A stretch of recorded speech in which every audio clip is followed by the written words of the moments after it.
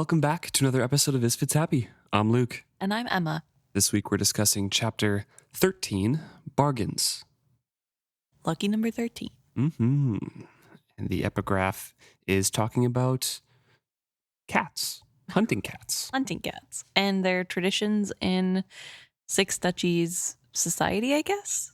Yeah, so it's not unknown, but they're relatively rare, especially for nobles to have hunting cats and use hunting cats regularly because hounds are usually just better in all ways. Well, especially... Except it's more seen as like a ladies kind of hunting thing because it's usually more dainty and you don't get like the big game.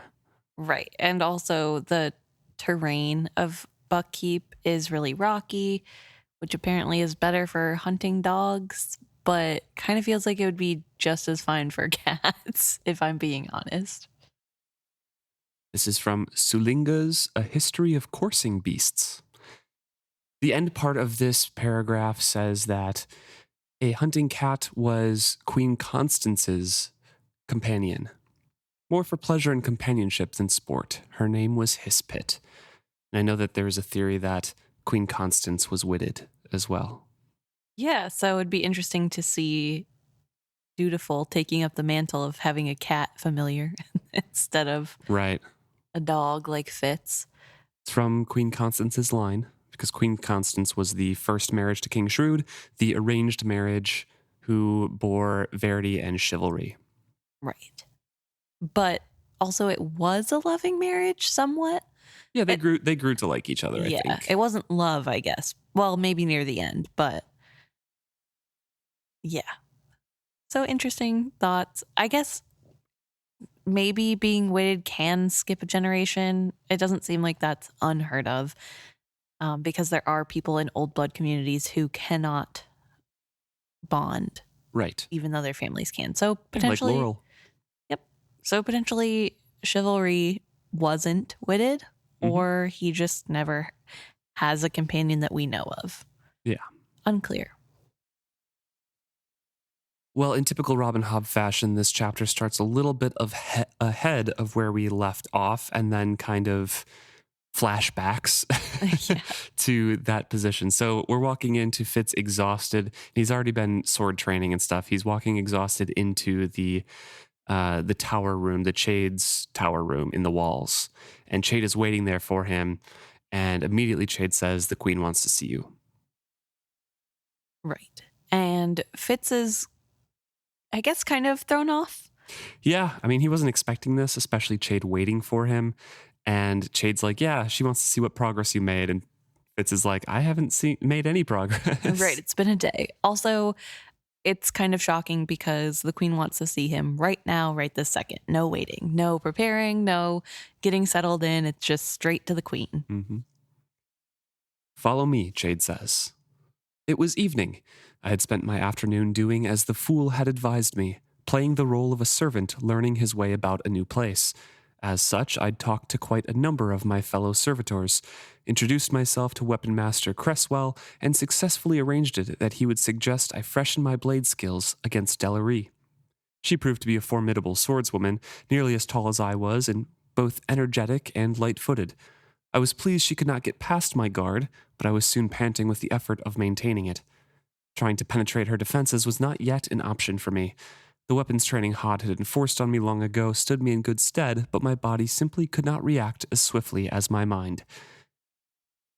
So, and twice he says he begged leave just to catch a breather, and she granted it with the satisfaction of the insufferably young. Yes. So we see yet another one of Fitz's childhood skills that is rusty, but something that is relatively coming easy to him again. I mean, like he says, it's different knowing what you're supposed to do versus being able to do that thing, but at least it's just sort of a matter of exercising the muscles again rather than completely having forgotten how to use a sword. So that's good. And I guess it doesn't help that sword wasn't his main weapon of choice. So it would be a little bit harder to get back into that weapon, I'm sure. True. So he takes a break a couple times, asking about the prince each time, gets nowhere. So on the third time he takes a break, he loosens up his collar, shows that charm that Jenna granted him. and looked up at her to see if that would help. It worked. Leaning on the wall in the shade of the weapons shed, I caught my breath and then looked up into her face. As our gazes met, her brown eyes widened, in the way that a person's eyes widen at the sight of something pleasantly anticipated. Like a rapier rushing to its target, I thrust my question past her guard. Tell me, do you press Prince Dutiful so hard when he practices with you? So he has a couple questions about Prince Dutiful in here. I don't really care about the specifics because he doesn't get to know a lot, and she kind of doesn't know a ton about him either. He just gets to a sense of who Prince Dutiful is a little bit more. Do you have anything specific about the questions? No. I guess I don't know. I feel like the line of questioning maybe not uh, I don't know. It feels a little bit sloppy in my opinion that Fitz is continuously hammering on about Dutiful. I know that on the third try now, he is getting some information, but it feels like a bad idea to like continuously badger about the prince and wanting to know about him. And I guess maybe it's not that weird. He's not from the castle as far as Right. they know. He's just curious about the ruler he's never met. And especially if nobody really talks about him. He does say that a lot of the servants gossip about everything. It's just like no one has anything to say about Dutiful. Right. So maybe So, it's not that weird. It just seems weird from our perspective where it's just like, hey, Dutiful and Dutiful and Dutiful. right. And I guess we know that he is pushing because he's fishing for information. So he's trying to be nonchalant. And hmm whenever you know the bit, it's hard to not see through it, I guess. Yeah. But it does seem to go over somewhat okay for him. I mean, he learns that Prince Dutiful is really talented at the sword and but not because it seems like he loves sword fighting, more just because he's a person who wants to be the best at everything that they do. Yeah, he doesn't make any half measures in anything that he tries. He just gives it his all if he has to do it. But he's not competitive. He just needs to, as Fitz fills in later, compete with himself against an ideal he imagines. Yes. So that I think that's a really interesting tidbit that Dutiful is seemingly pretty naturally gifted in a lot of ways. Or Um, works very hard to be. yes, or that. But it seems as though he is kind of almost a mini chivalry in a lot of ways to me Yeah, yeah, for because sure. he is so perfect and rigorous about being perfect. And I just find that really interesting and wonder why chivalry feels the need, or sorry, not chivalry, Dutiful feels the need to act like that. And Honestly, I think it's how he was raised, and it's not a great way to be raised. There's a lot of pressure on him as a prince, first of all, right? He's the only sure, living Farseer, technically, right, the heir to the throne. Everyone's kind of looking up to him. As Chade said, they need a Farseer on the throne, not Queen Kettricken, even though she's done a great job. So there's a lot of this pressure on him as a 14-year-old kid, 15-year-old kid.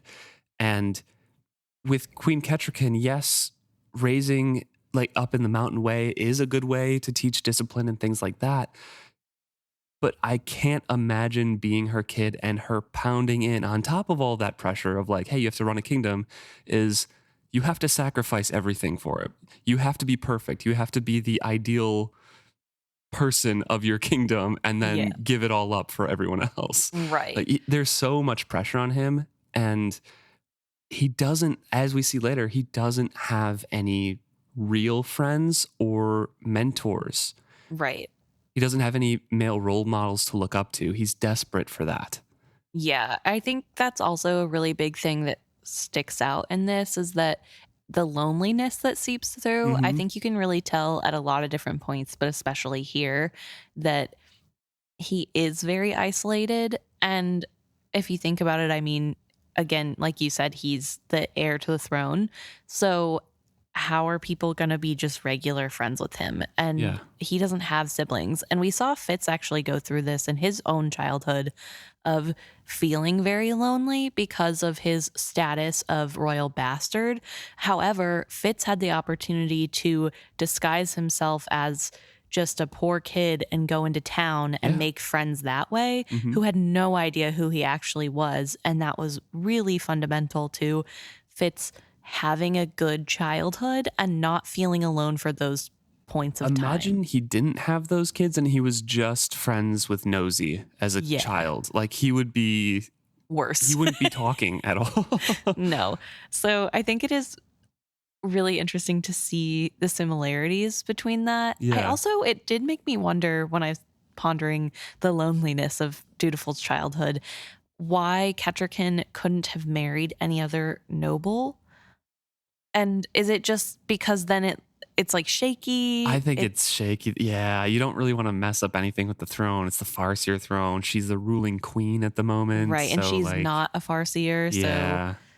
it'd be bad to have a husband come in and Mhm. especially because they're a patriarchal society. I mean, I don't think they don't let queens rule, but I guess I understand now that I'm speaking about it out loud, that if there was somebody from the Six Duchies that was a male on the throne, then people would kind of defer to that person. Yeah. And then that weakens, I guess, Dutiful's standing later on. Yeah. So I do get it. But also a little bit of me is like, poor Dutiful. We also see later that Dutiful is desperate for stories about his father, about Verity. Yeah.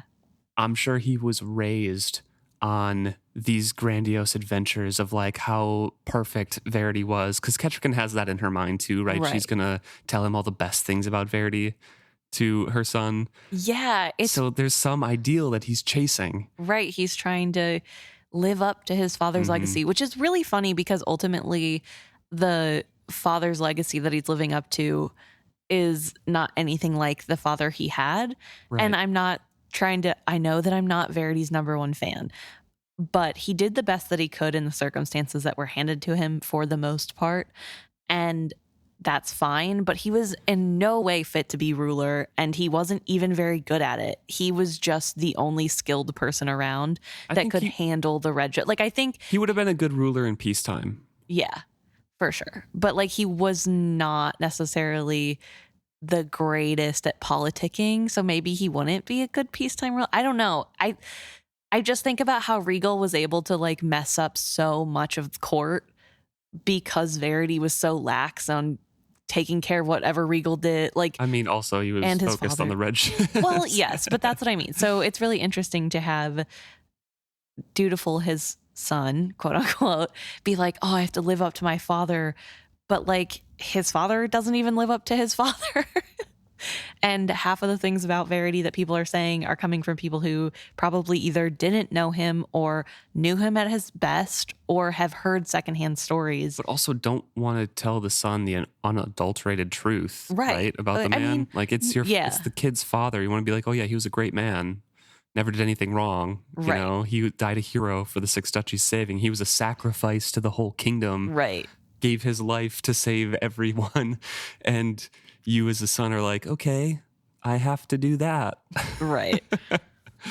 So that's what Fitz kind of is getting as his image of Dutiful, that he just is aloof, but is striving to be perfect Right. in everything he does. Not that he loves anything, but he just has to be perfect.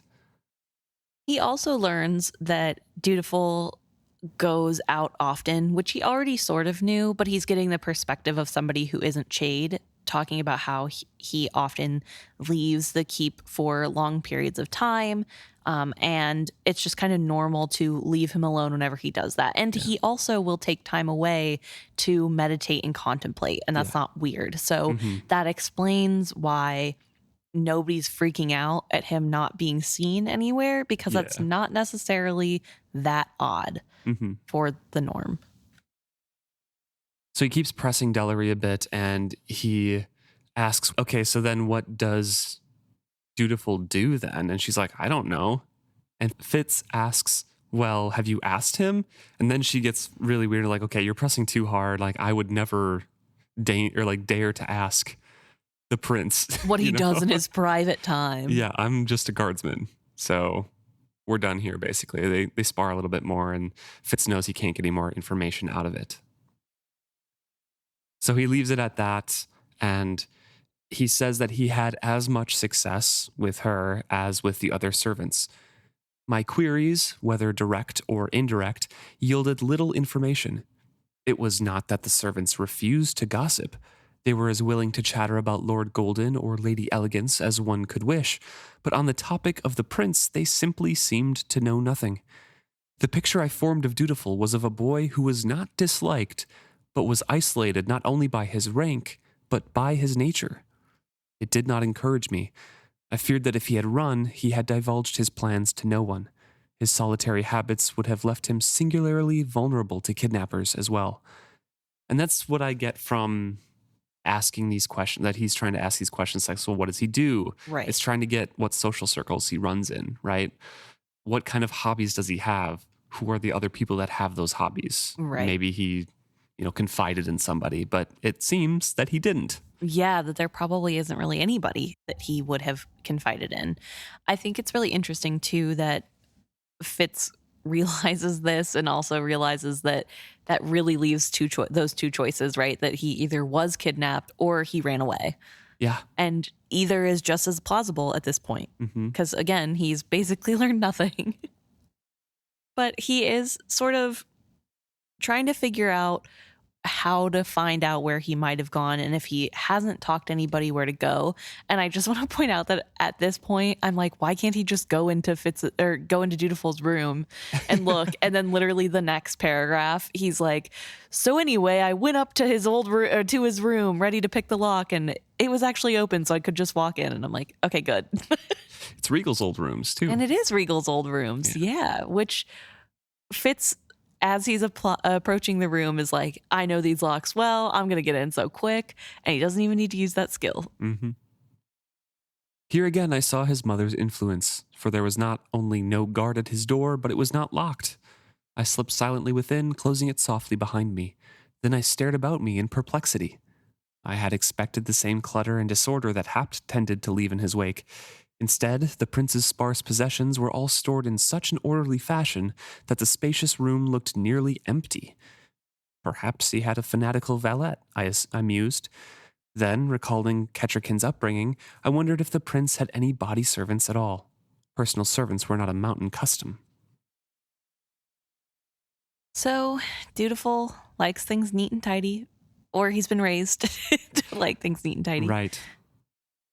But yeah, there's not a lot to gain from this room either. The only thing that's not, I guess the only thing a little bit out of place is the cat bed. But again, it's not even that out of place because Fitz knows that there's a cat companion. Right. Yeah. So, there's a sword on its hook still. There's his riding boots still. Everything's neat. The cat bed has cat hair, and then there's like toys with cat mint in it. You know, it's really interesting just how much of a ghost it feels like Dutiful is, even in his own room. Dutiful's this sort of, I don't know, perfect ideal of a prince. And it's so ephemeral that it even touches his private space where he can be alone. And it's really sad when you think about it. It's a 14-year-old boy's room. Like Fitz says, it should be a mess, like Hap leaves. And it's not. And I'm not saying that 14-year-old boys have to be messy, but I mean, we were all 14 once. You shove stuff under your bed. Like, there were no personal papers, no ribbons or locks of hair tucked into the corner of his clothing chest, not even a sticky wine glass or an idly tossed shirt under his bed. In short, it did not strike me as a boy's bedchamber at all. Yeah. So Fitz leaves once again empty-handed. And as he's there, he is pulled to his old quarters. He goes to see, he wants to know if anybody's there. And by the time he gets to his door, he's like, okay, I'll just peek in. It's not that big of a deal. And he talks about how hard the lock is to pick, even though it's the lock that he created. So he should, in theory, be able to pick it pretty quickly, but it's been so long. It takes all of his acumen. His rusty skills to get Yes. past. But he does go in and notices that there is a thick sheet of dust everywhere. Yeah. This room has not been used since he left it. And it's almost mausoleum-like in that it's exactly how he left it. There's the The tapestry of King Wisdom treating with the Elderlings. Yes. His cedar clothes chest is still there. Yeah. I mean, sure, it's empty, but... Well, right, because we know that all the stuff that was his, I believe, is taken out and given to him whenever he's recovering in the cabin as Wolf Boy. I think so. Yeah. But yeah, I think the tapestry, though, is the thing that gets me the most because it is such a focal point, I think, of the first trilogy for Fitz and his room, where it's just this like scary poster, or not poster, I mean, but yeah.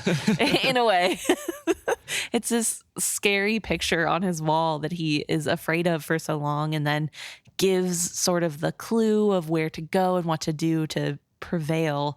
So it's really interesting to then be back in this space and have him look at it and just be so perfunct about the whole thing, I guess. He just sort of, looks over everything and then closes the door to his room and leaves. Suddenly felt as if I had disturbed a grave. As silently as I had entered the chamber, I left it. And then he goes back to his rooms with Lord Golden, expecting to find Lord Golden there, but it's empty. And he then checks Lord Golden's private rooms, and as he taps on the door swings open. He advanced to tap lightly at the door. I swear I did not touch the catch, but it swung open at my touch. So that's very confusing, but it seems like he didn't put any pressure on the door and it just kind of swung open. Right. So the door opens and there is this really weird interaction. Light flooded out, the small chamber had a window, and the setting sun filled it with gold. It was a pleasant, open room that smelled of wood shavings and paint. In the corner, a plant in a tub climbed a trellis. Hanging on the walls, I recognized charms such as Jenna made. On the work table in the middle of the room, amongst the scattered tools and paint pots, there was a piece of rod, string, and beads, as if he had disassembled a charm. I found I had taken a step into the room. There was a scroll weighted flat on the table with several charms drawn on it. They were unlike any I had seen in Jenna's shop. Even at a glance, the sketches were oddly unsettling. I remembered that. I thought, and then when I looked closer, I was absolutely certain I had never seen the like before. And so Fitz says, the longer I stared, the more they disturbed me. And then Fool arrives and sort of tells him, get away from there, and pushes him out of the room, or pulls him, I guess, back into the central room. I felt his hand on my shoulder and it broke the spell. I turned to his touch. I'm sorry, I said instantly. The door was ajar and I did not expect you back so soon, or it would have been latched. So we have this weird interaction with those drawn charms. It's not even actual charms. Yeah, they're not on anything yet. Well, it's sketches of the weird charms plus like beads and rods just hanging out on top of the sketches. Yes. So weird experiments. Yes. And I think what's really interesting about this is the fact that at first Fitz is seemingly pulled into the room. Like, it feels like an inviting space until he sees those drawings. And then he is like stuck. And he's just sort of, I guess, grossed out. I don't know. He's just very unsettled until he can break concentration away from it, which I'm wondering if sort of the familiarity is coming from the sense he got whenever he saw the Predator charm. It wouldn't be exact, but it would be probably in the same wheelhouse. Yeah, maybe. But I found it really interesting that the private Fool would leave his door to a private space unlatched. So I'm wondering, do you think that this truly was just an accident, or was he checking to see if the charms worked? I don't know. I don't think he would do that to Fitz. I think he would ask Fitz if he could show him something, and this might be unsettling. Okay. Do you trust me kind of thing. I don't think he would purposely invite Fitz into his room like that. Okay. think he's too private, especially with his reaction to this, because the fool kind of reacts like, yeah, if I'd have known you'd have been back so soon, I would have latched it. Very flat, not saying like, no, It's you're okay. Yeah. Just like, I did it. I went into your private space in your cabin. You didn't make a big deal of it. So basically, we're even now. So don't mention it. Yeah, it's such an odd reaction to me, again, because like you said, he brings up the fact that he did go through all of Fitz's private, Right. like innermost thoughts, has basically read his diary in front of Fitz without permission every day, and now is mad because Fitz took one step into his private room. Eventually, when Fitz says, I won't go in there again, I promise. And Fool smiles and like, yeah, I doubt that you would. Ha, Yeah. ha, ha. It just is so weird to me because, I mean, okay, look, it's not that I don't get the premise of wanting privacy, but it feels odd based on their specific relationship. And it feels again like when Fitz broke into his room back in the first trilogy, and Fitz doesn't even end up going through anything. He just sort of sees a doll. I think he touches the little porcelain doll and that's it, and then leaves because he feels so bad about intruding on the fool's private space. But again, the fool has never had any problems getting in Fitz's space or digging through his stuff and nosing around to find out anything he could. Mm-hmm. And so it's really odd to me that as much as Beloved does love Fitz, whether or not you think that's platonic or more, there is a sort of love there and bond, and yet it can't overcome this private space thing. There's some sort of imbalance of boundaries there, which Fitz seems okay with. Yeah, Fitz. So that's fine, but also he's not great with personal boundaries and relationships. Yeah, it's not. I think that's the thing that gets me. It's not as though the fool is like overly discreet about other people's personal boundaries or is like, you know, super polite about making sure everybody feels comfortable and has their own space. He's up in everybody's business all the time. Like even people he doesn't know very well. So it's like crazy to me to then turn around and be upset that his closest, most personal friend who has shared every inch of their soul to him is not allowed even to step foot in the room. Like that's a big enough deal that he's like angry right now. And again, he's not taking it out on Fitz, and he's very clearly trying to like chill. Right. He obviously realizes on some level that it's not an okay reaction to have. Yeah. But he also doesn't try to make it okay and doesn't then try to be like, it's fine, you can go in whenever you want. He's just like, no, you just won't do it again and it's fine. Yeah. I don't know. But Fitz, before they move on, does ask about what was in the room, and the fool's like, they're experiments. What you told me of Jinna's charms made me curious. So when I reached Buckkeep Town, I resolved to see them for myself. Once I had, I wanted to know how they worked. I wanted to know if the charm could only be made by a hedge witch, or if the magic was in the way they were assembled. And I wanted to know if I could make them work better.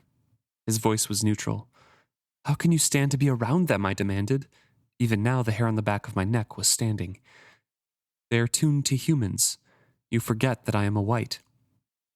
The statement left me speechless, as the insidious little sketches had. I looked at the fool, and for one blink I could see him as if for the first time. As attractive as his coloring was, I had never seen any other person with it. There were other differences, the way his wrists attached his hands to his arms, or the airiness of his hair. But when our eyes met, I was looking at my old friend again. It was like jolting back to earth after a fall. And this is where he apologizes and says, I'm sorry I went into your private rooms. But this scene draws into so many questions about hedge magic for me, because these are just the sketches that the fool made, experimenting with different things. Mm-hmm. And it gives that same sort of magic reaction. Right. And he's not a hedge wizard, you know? Yeah. Well, that, and we just had Jinna tell Fitz and explain to Fitz that even in hedge witch families, like Jinna's sister, there are people who do not just see scribbles and sticks and twigs and beads. Mm-hmm. Like there's people in the family who are taught or tried to be taught the different symbols and can't figure it out. And so it's really interesting then to have the very next chapter, we have Beloved who can just do it. Yeah. So either the rules don't apply to whites, Beloved could be taught, or was innately born with some sort of hedge magic, or 3, Jenna was wrong. Right. And she's incorrect about her magic. So I don't know. Yeah, but again, it feels as though if she's with a sister who clearly wanted to learn hedge Right. magic, that it can't just be your curiosity and will to want it. But maybe it's more like skill than we think, where there are people who can just randomly get it after generations of nobody having it. Yeah, And I don't think it's solely hereditary. You Right. know? I don't know. Let us know what you think. Yeah, please do. But I was just going to say that we also have to remember that the Fool has skill-touched fingertips. Yeah. I guess I don't know. Would that help him sketching? I don't know. Right. Yeah. And like, is skill magic related close enough to hedge magic that you could use the same principles?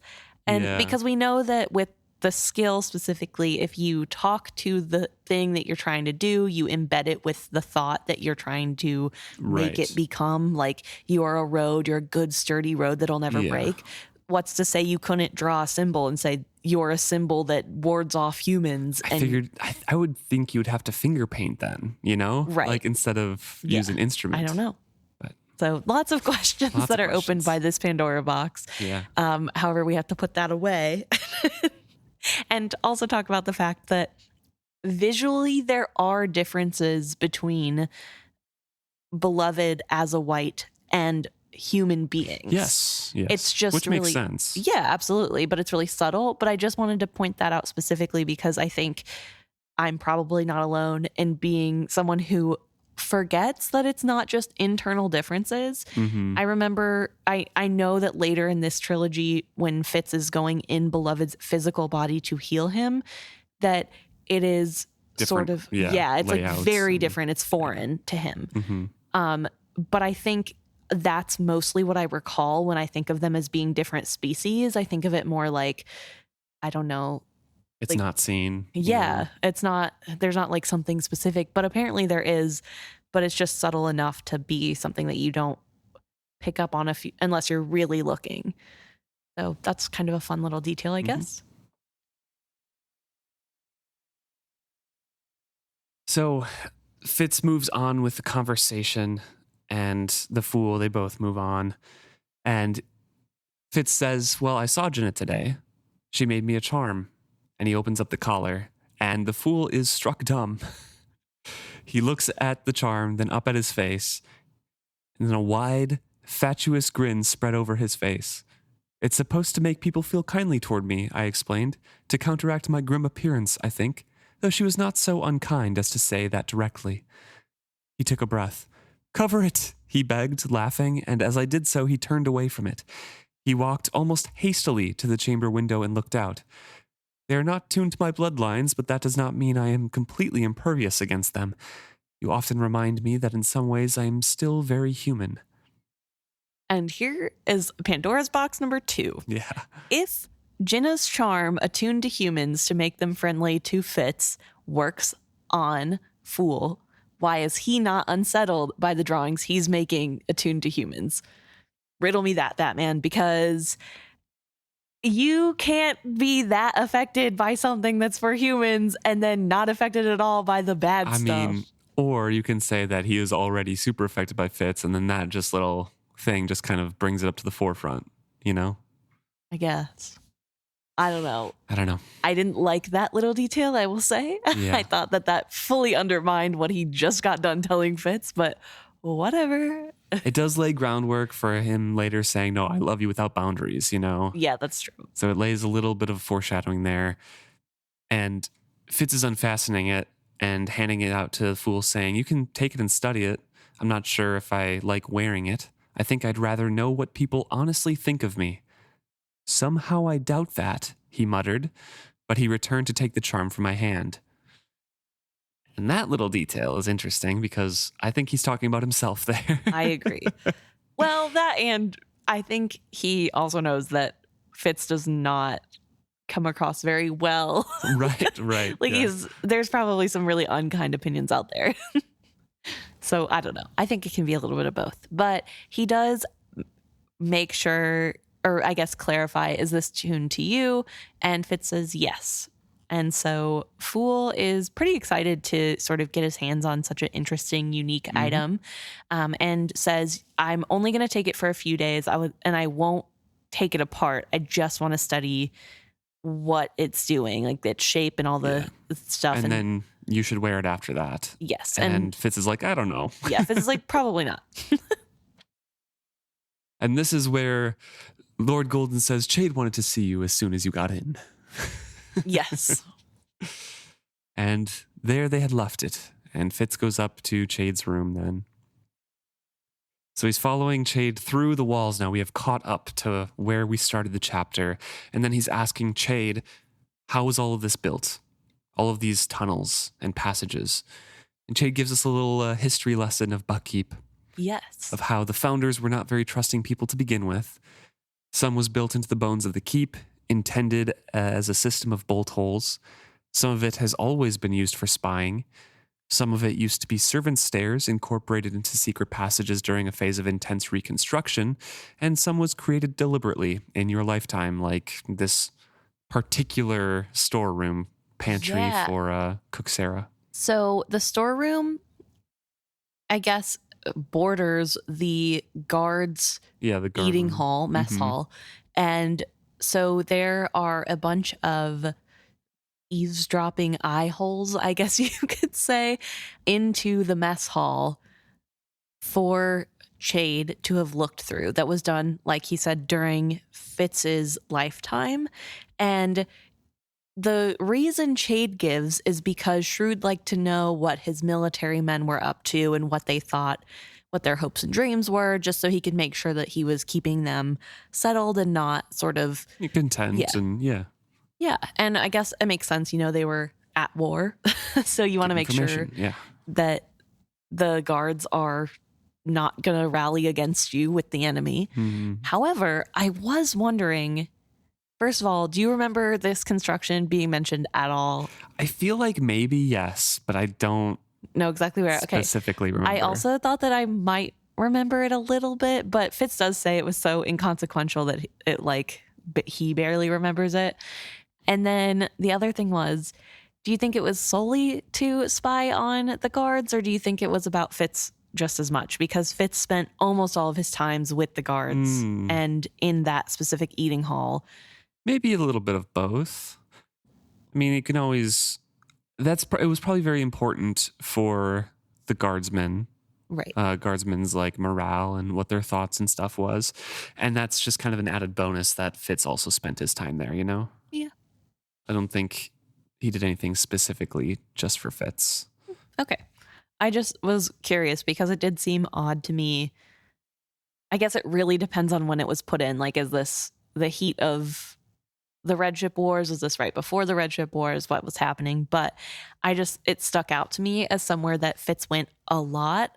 And it is a good enough reason just for the guardsmen. But also we know that Shrewd is shrewd and had, been keeping tabs on Fitz. So True. But eventually they do arrive and Chade's like, shh, we're here. Okay, stop talking. We're done. And it's also really interesting. There are so many mini chambers to get to the chamber for the queen. Yeah, so the passage leads into a privy chamber, the bathroom. And then... And there they paused again, and he peered through another peephole back into the room. And then knocks on that door. Yeah, so we've got multiple layers of just security, I guess. Or I guess it says it's a privy chamber, and I know privies as a bathroom, but it can also just mean a private small chamber, right? So it's kind of unexplained of what this is, if this is actually part of Kettricken's rooms. Yeah, I was reading it as a small chamber that's still hidden in the walls. Like, I don't know. But I guess it makes sense if it's like a bathroom that it goes into. Yeah, I don't know. I don't know. So they knock on the door, they enter it, and they are in a small chamber that is a small sitting room that is off of the queen's bedchambers. The connecting door to the bedchamber was closed and a bolt in place. The room was decorated sparsely in the mountain's severe but restful way. Fat scented candles gave us light in the windowless chamber. The tables and chairs were of bare, pale wood. The woven mat on the floor and the wall hangings were made of grass worked into a scene of waterfalls tumbling down a mountainside. I recognized Kettricken's own handiwork. Other than that, the chamber was bare. All this I noticed peripherally, for my queen stood in the center of the room. So interestingly, this is not Shrewd's old chambers. This is the Queen's chambers. Right. So I don't think it's I think it's somewhat normal for royalty to have the King's chambers and Queen's chambers separate. From what I understand, I could be wrong. Please feel free to tell me I'm wrong. But I did think it was really important that it doesn't mention that it's Shrewd's chambers. Right. This is Kettricken and where Kettricken lives. And yeah, and then she's just standing there and she's beautiful. And it doesn't matter that she is empty-handed and has barely any jewels on. She is radiant. Mm-hmm. She wore a simple gown of buck blue with a white and gold kirtle. Her gold hair was dressed close to her head and crowned only with a simple band of silver. She was empty-handed. Another woman would have brought her needlework or had set out a platter of food, but not our queen. She was waiting for us, but I did not sense impatience or anxiety. I suspected she had been meditating, for an aura of stillness still clung to her. Our eyes met, and the small lines at the corners of her mouth and eyes seemed lies, for in the gaze we shared no time had passed at all. The courage I had always admired still shone there, and her self-discipline was like an armor she wore. Yet, "Oh, Fitz," she cried low on seeing me, and in her voice there was warm welcome and relief. I bowed low to her, then sank on one knee. "My queen," I greeted her. And that greeting makes Kettricken uncomfortable. She's like, get up, you know, we're closer than that. At one point you used to call me Kettricken. Yeah. Let's just do that again. That was a long time ago, my lady. Yes. So Fitz is being obtuse again. They're literally family. Like, Yeah. I mean, through marriage, but still. You still have to say, you know. I guess Chade's there, whatever, but But Fitz says that was that was many years ago, my lady. And Kettricken says, far too many, for which I fault you, Fitz chivalry. But Chade told me long ago that you might choose solitude and rest for yourself. When you did, I did not begrudge it to you. You had sacrificed everything to your duty, and if solitude was the only reward you wished, then I was glad to grant it to you.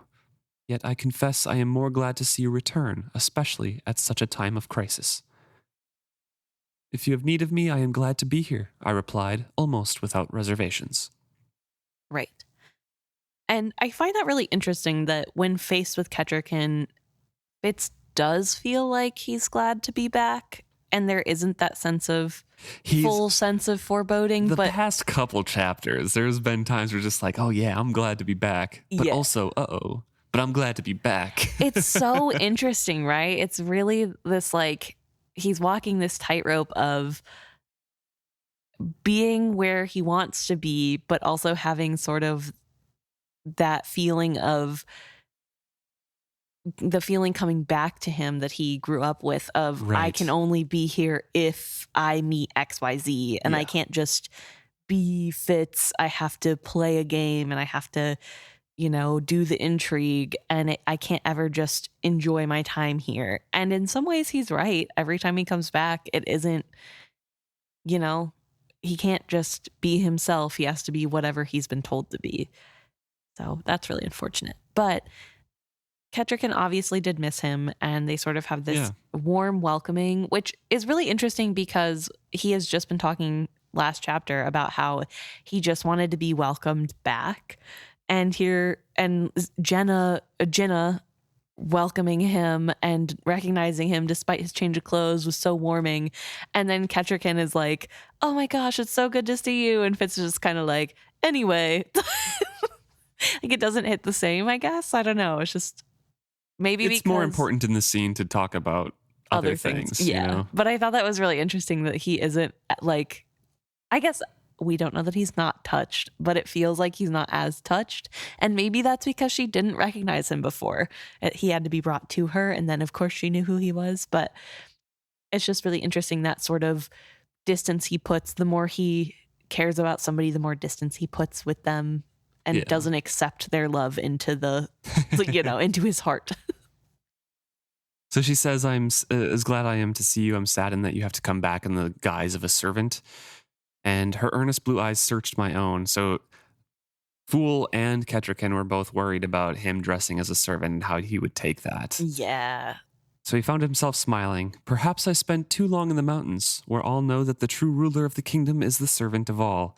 And this is a great little, rejoinder to this conversation. It's a great little quip. It's fun. It's like, oh, hi, I remember everything. And then Kettricken is getting teary-eyed and being like, oh my gosh. And she's like, oh, thank goodness that you agree. Yeah. And he's like, sure. Like, oh, Fitz, to hear you say such words is a balm to my heart. Truly, you have been sacrificed for your people, and I admire you for it.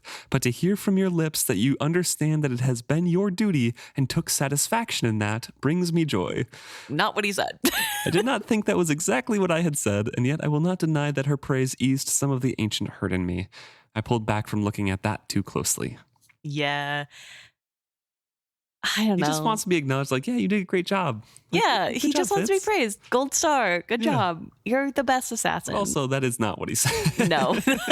Kettricken, ease up on the sacrifice stuff. Just a smidge here. It's so interesting because I think this is really well done because it's so clearly just a cultural difference, right?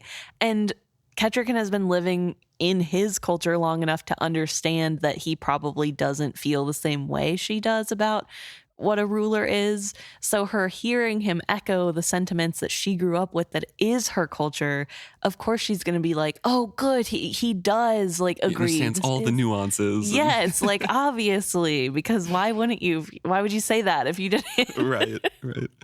But I think it feels like a cultural mistake, I guess. Mistake is too harsh, but it just feels very reminiscent of any time you talk with somebody from a different culture and there's just a little bit lost in translation, right. But it's not worth it to correct them because it's yeah, okay, whatever. Sure. And Fitz cuts in and okay, Dutiful, that's why I'm here. Let's get down to talking about that. And Kettricken's like, oh, thank you. You're always my friend and you know where my heart is with this. Let's talk about Dutiful. Yeah, you're right. I do want to talk about that. Yes. No matter how I dissemble before the court, and it grieves me that I must deceive my own people this way, my son is never out of my thoughts for a moment.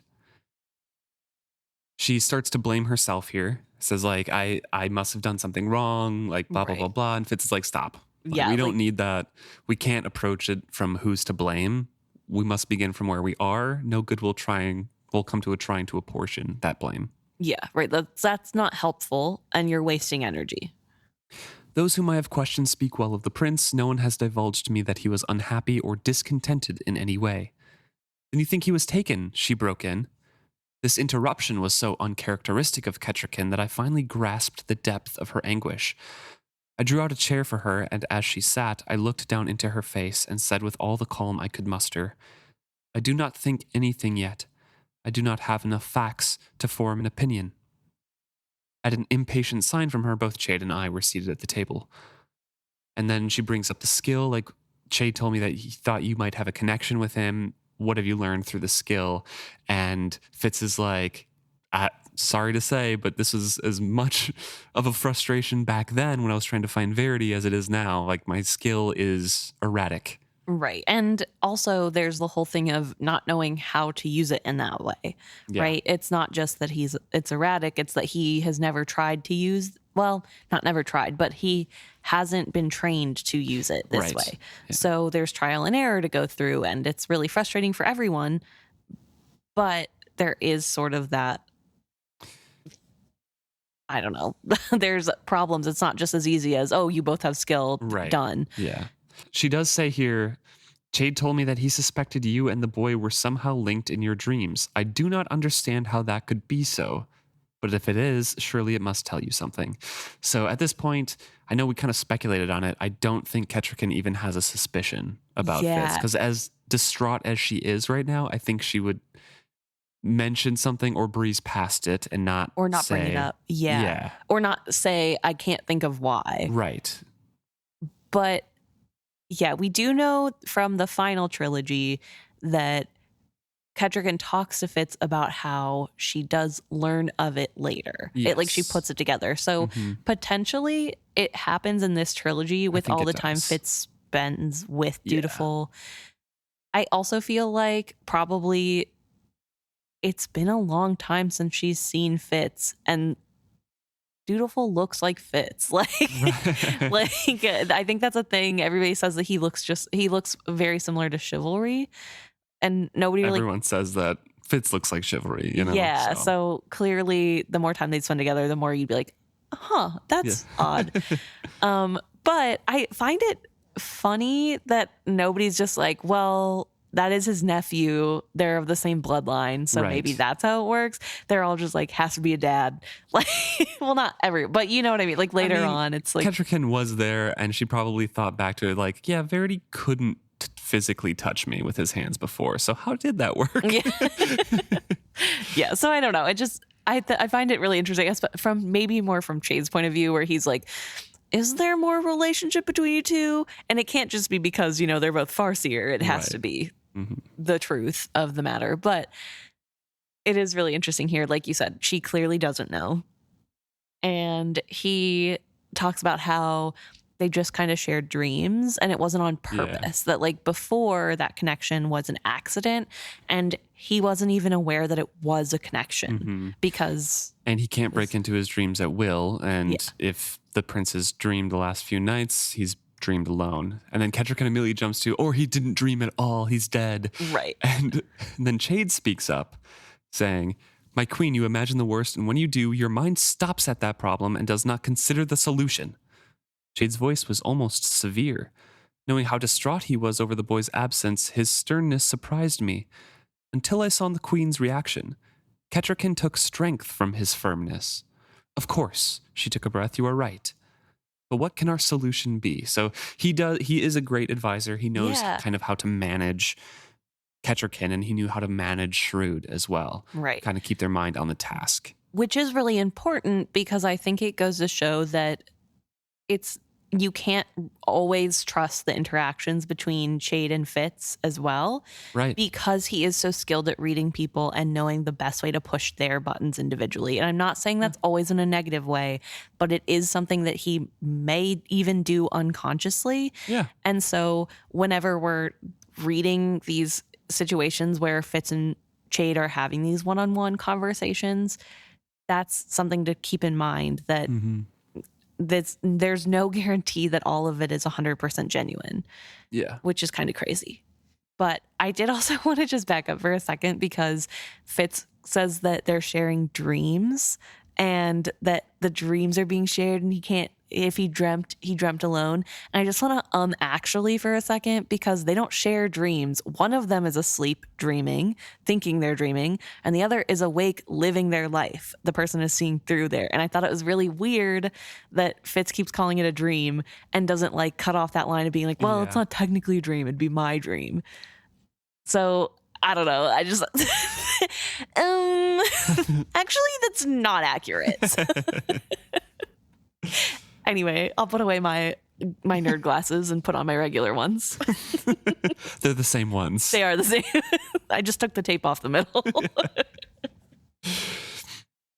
There have been no demand. Kettricken is saying, what can our solution be? There have been no demands for ransom. Perhaps we should make it public that the prince is missing. Someone somewhere must know something. I think we must announce it and ask the people to help. Not yet, I heard myself say. So Fitz agrees with her. Yeah, someone somewhere must know something, but we can't have everybody know that he's missing because people will scour the countryside. Some of them not with good intentions and some of them just for a reward. Yeah, so there's no guaranteeing that anybody's going to help from the goodness of their heart. Right. And more likely than not, it will put him in more danger to people who are his actual enemies that now know he's alone. And if you kill him now, there's no proof that it was you.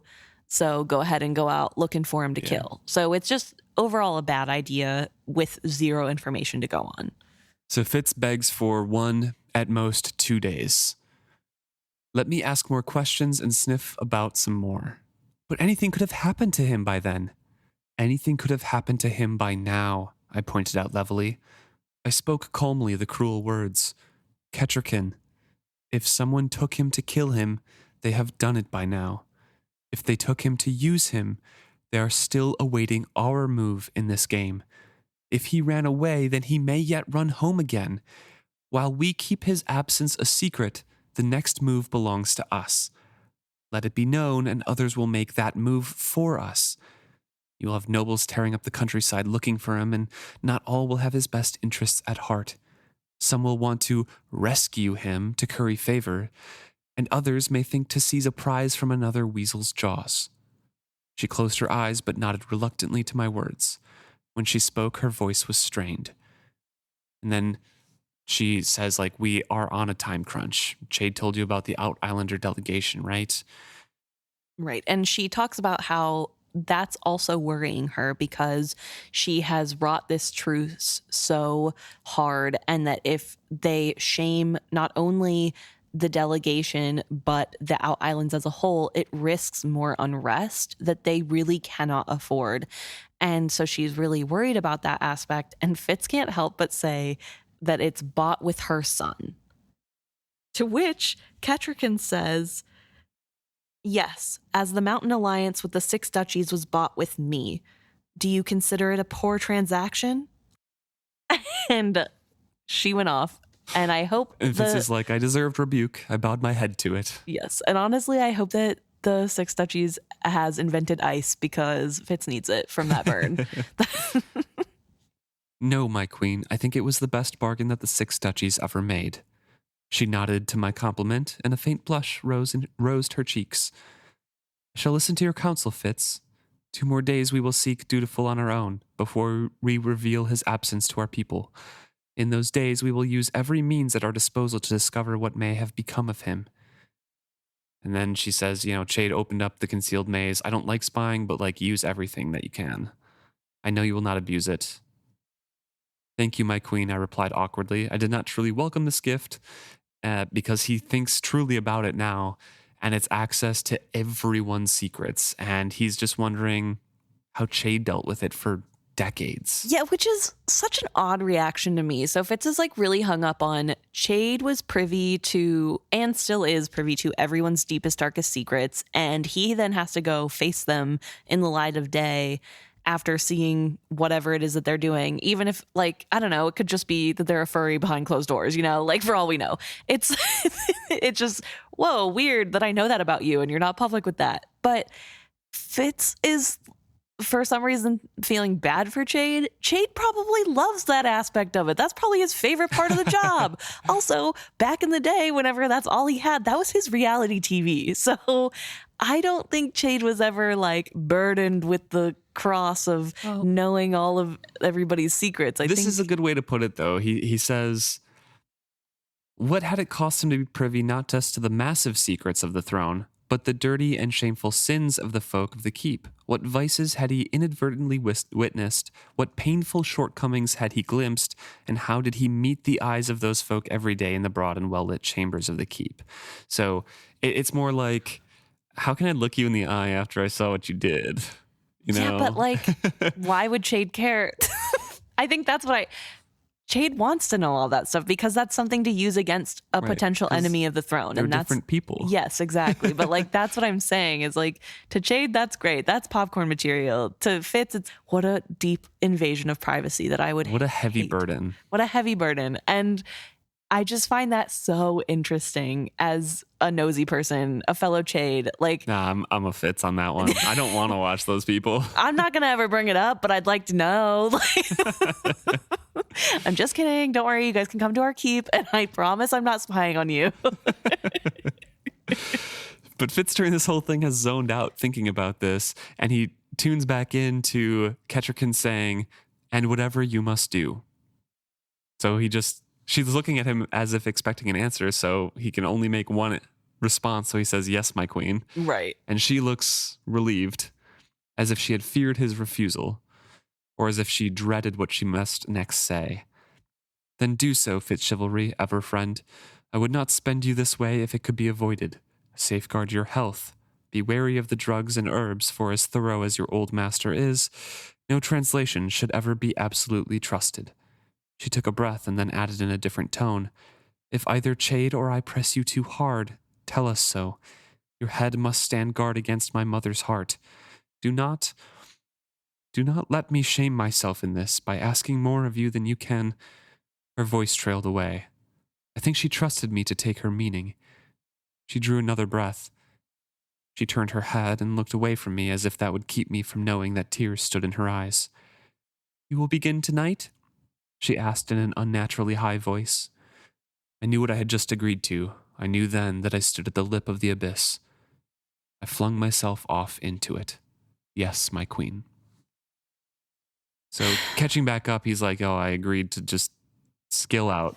Right. And this is another thing that keeps coming up with Fitz's loved ones. And we talk a lot about how Fitz is very transactional in his relationships and how he feels as though if he cannot be of use to someone, that he cannot be loved. So he's just a yes man. He is a yes man. But I also think a really important factor to point out is that this is now the second time, actually technically third time, but second overt time that someone has come to him and said, "I'm so sorry. I wouldn't, if I didn't have to, I wouldn't ask this of you.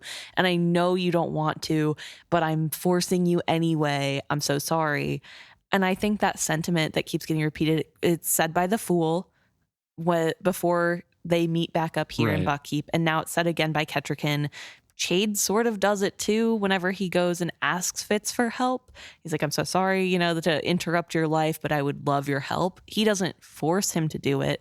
But I think this continuance of all of his loved ones constantly waiting until there's no other option and then sort of pushing him into a corner where he has no choice but to say yes doesn't help the fact that he thinks people only love him if they need something from him. Right. Like, why can't you just ask for his help from the get-go instead of waiting till that's the last option and forcing him to say yes?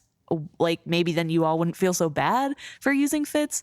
And I know that's really mean, but like, it's a very cynical view of it because from their point of view, they're like, he wants to be left alone. Like, we don't want to do this. Absolutely. And I know I'm not being fair. I'm being very protective of Fitz in this moment, but I do really feel for Fitz in this moment because once again, there's this thing that his personal boundaries are out the window because he has to do something. And he's being asked to do this by people he loves, and he feels like he has to because that's a transaction, right? That's what he's getting something out of this by getting Hap his internship, whatever. Yeah. Like, he doesn't feel like he can say no. Unpaid internship. He's paying to get an internship. Yeah.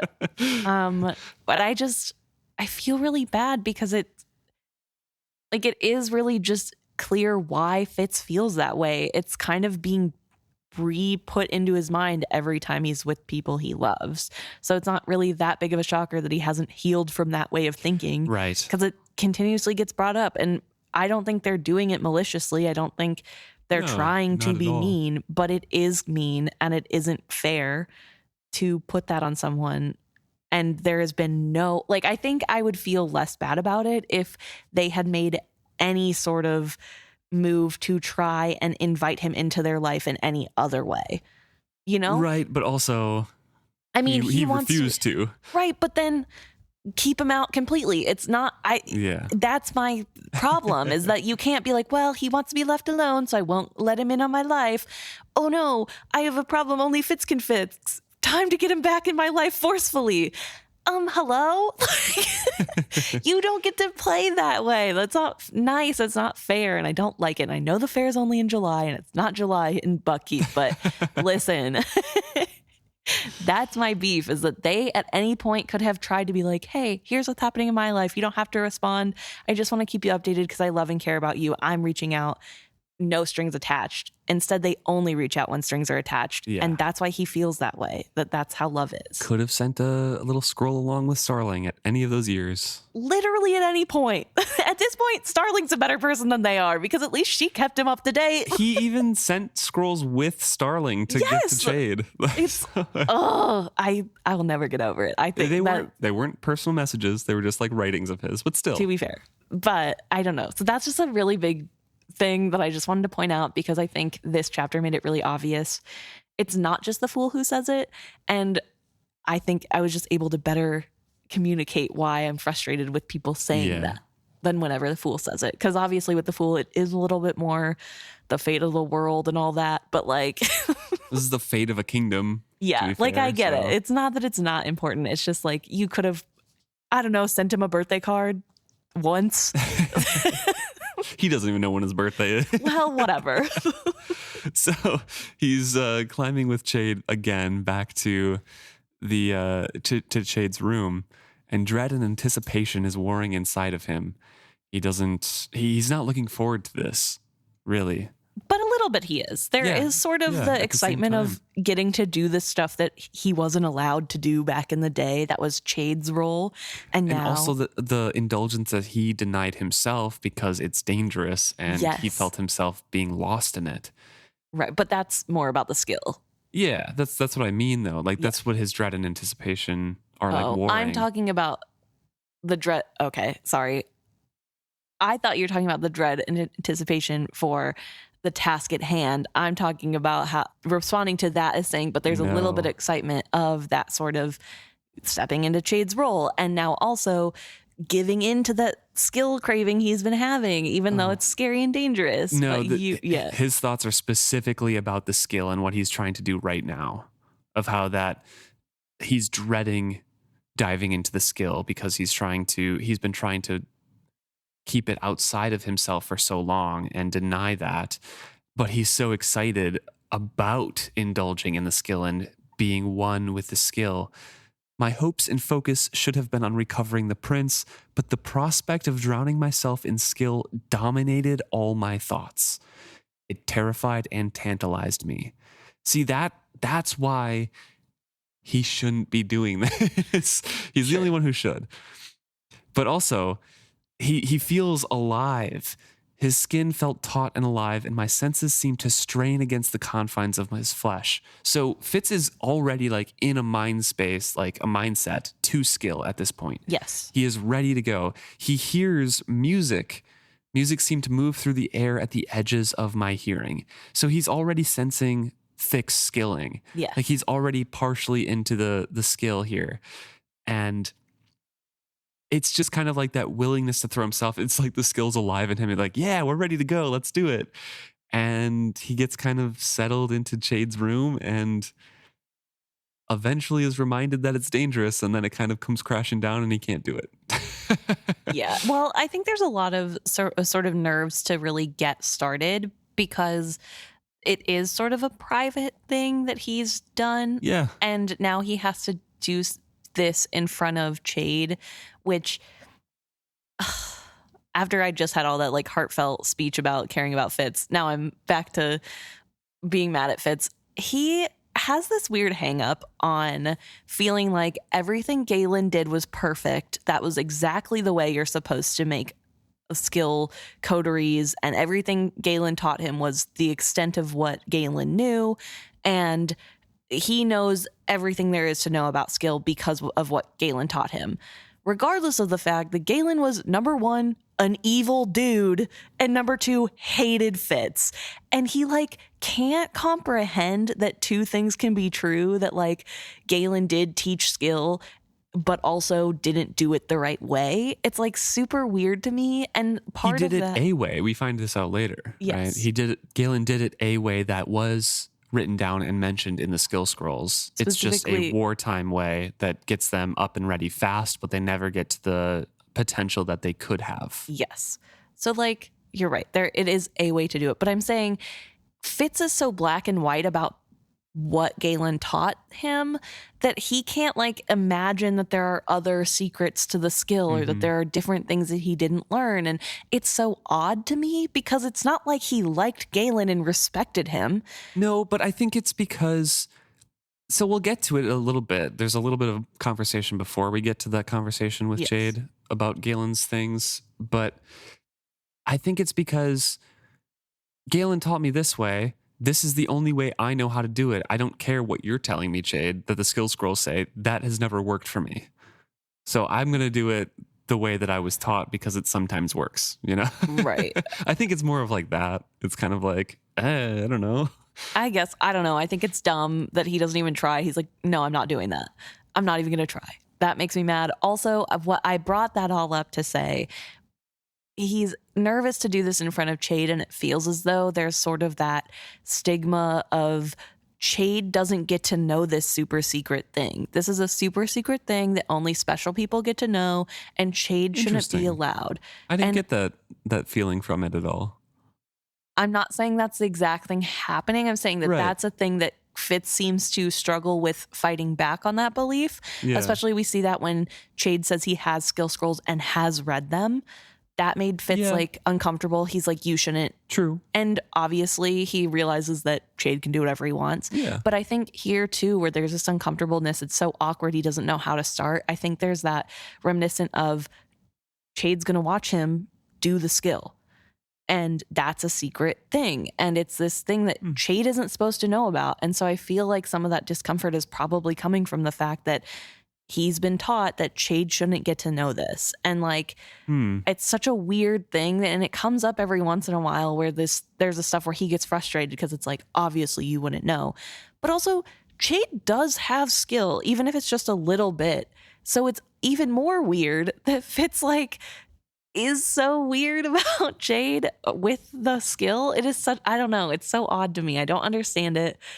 Yeah, like I said, I didn't read the scene with any of that kind of Context, reticence yeah. in his actions. It just seems to me he is kind of involved in his own struggle of addiction and trying to Getting get off of around that them. and Sure. being nervous about that. That's an interesting kind of viewpoint on it. Yeah, that there could be a little bit extra.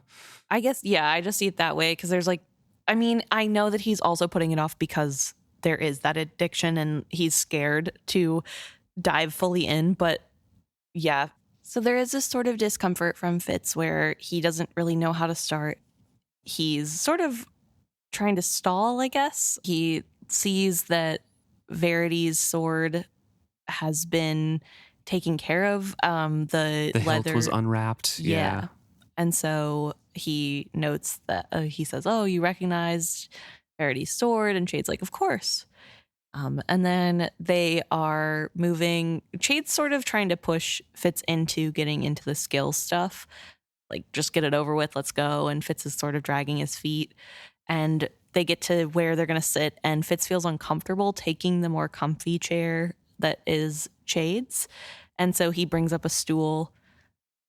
And Chade sits in his customary chair and is looking up at Fitz because the stool's really tall. And Fitz asks about the drugs and the herbs that the Queen mentioned. Chade gave me a sidelong glance. I thought I detected some wariness in that look.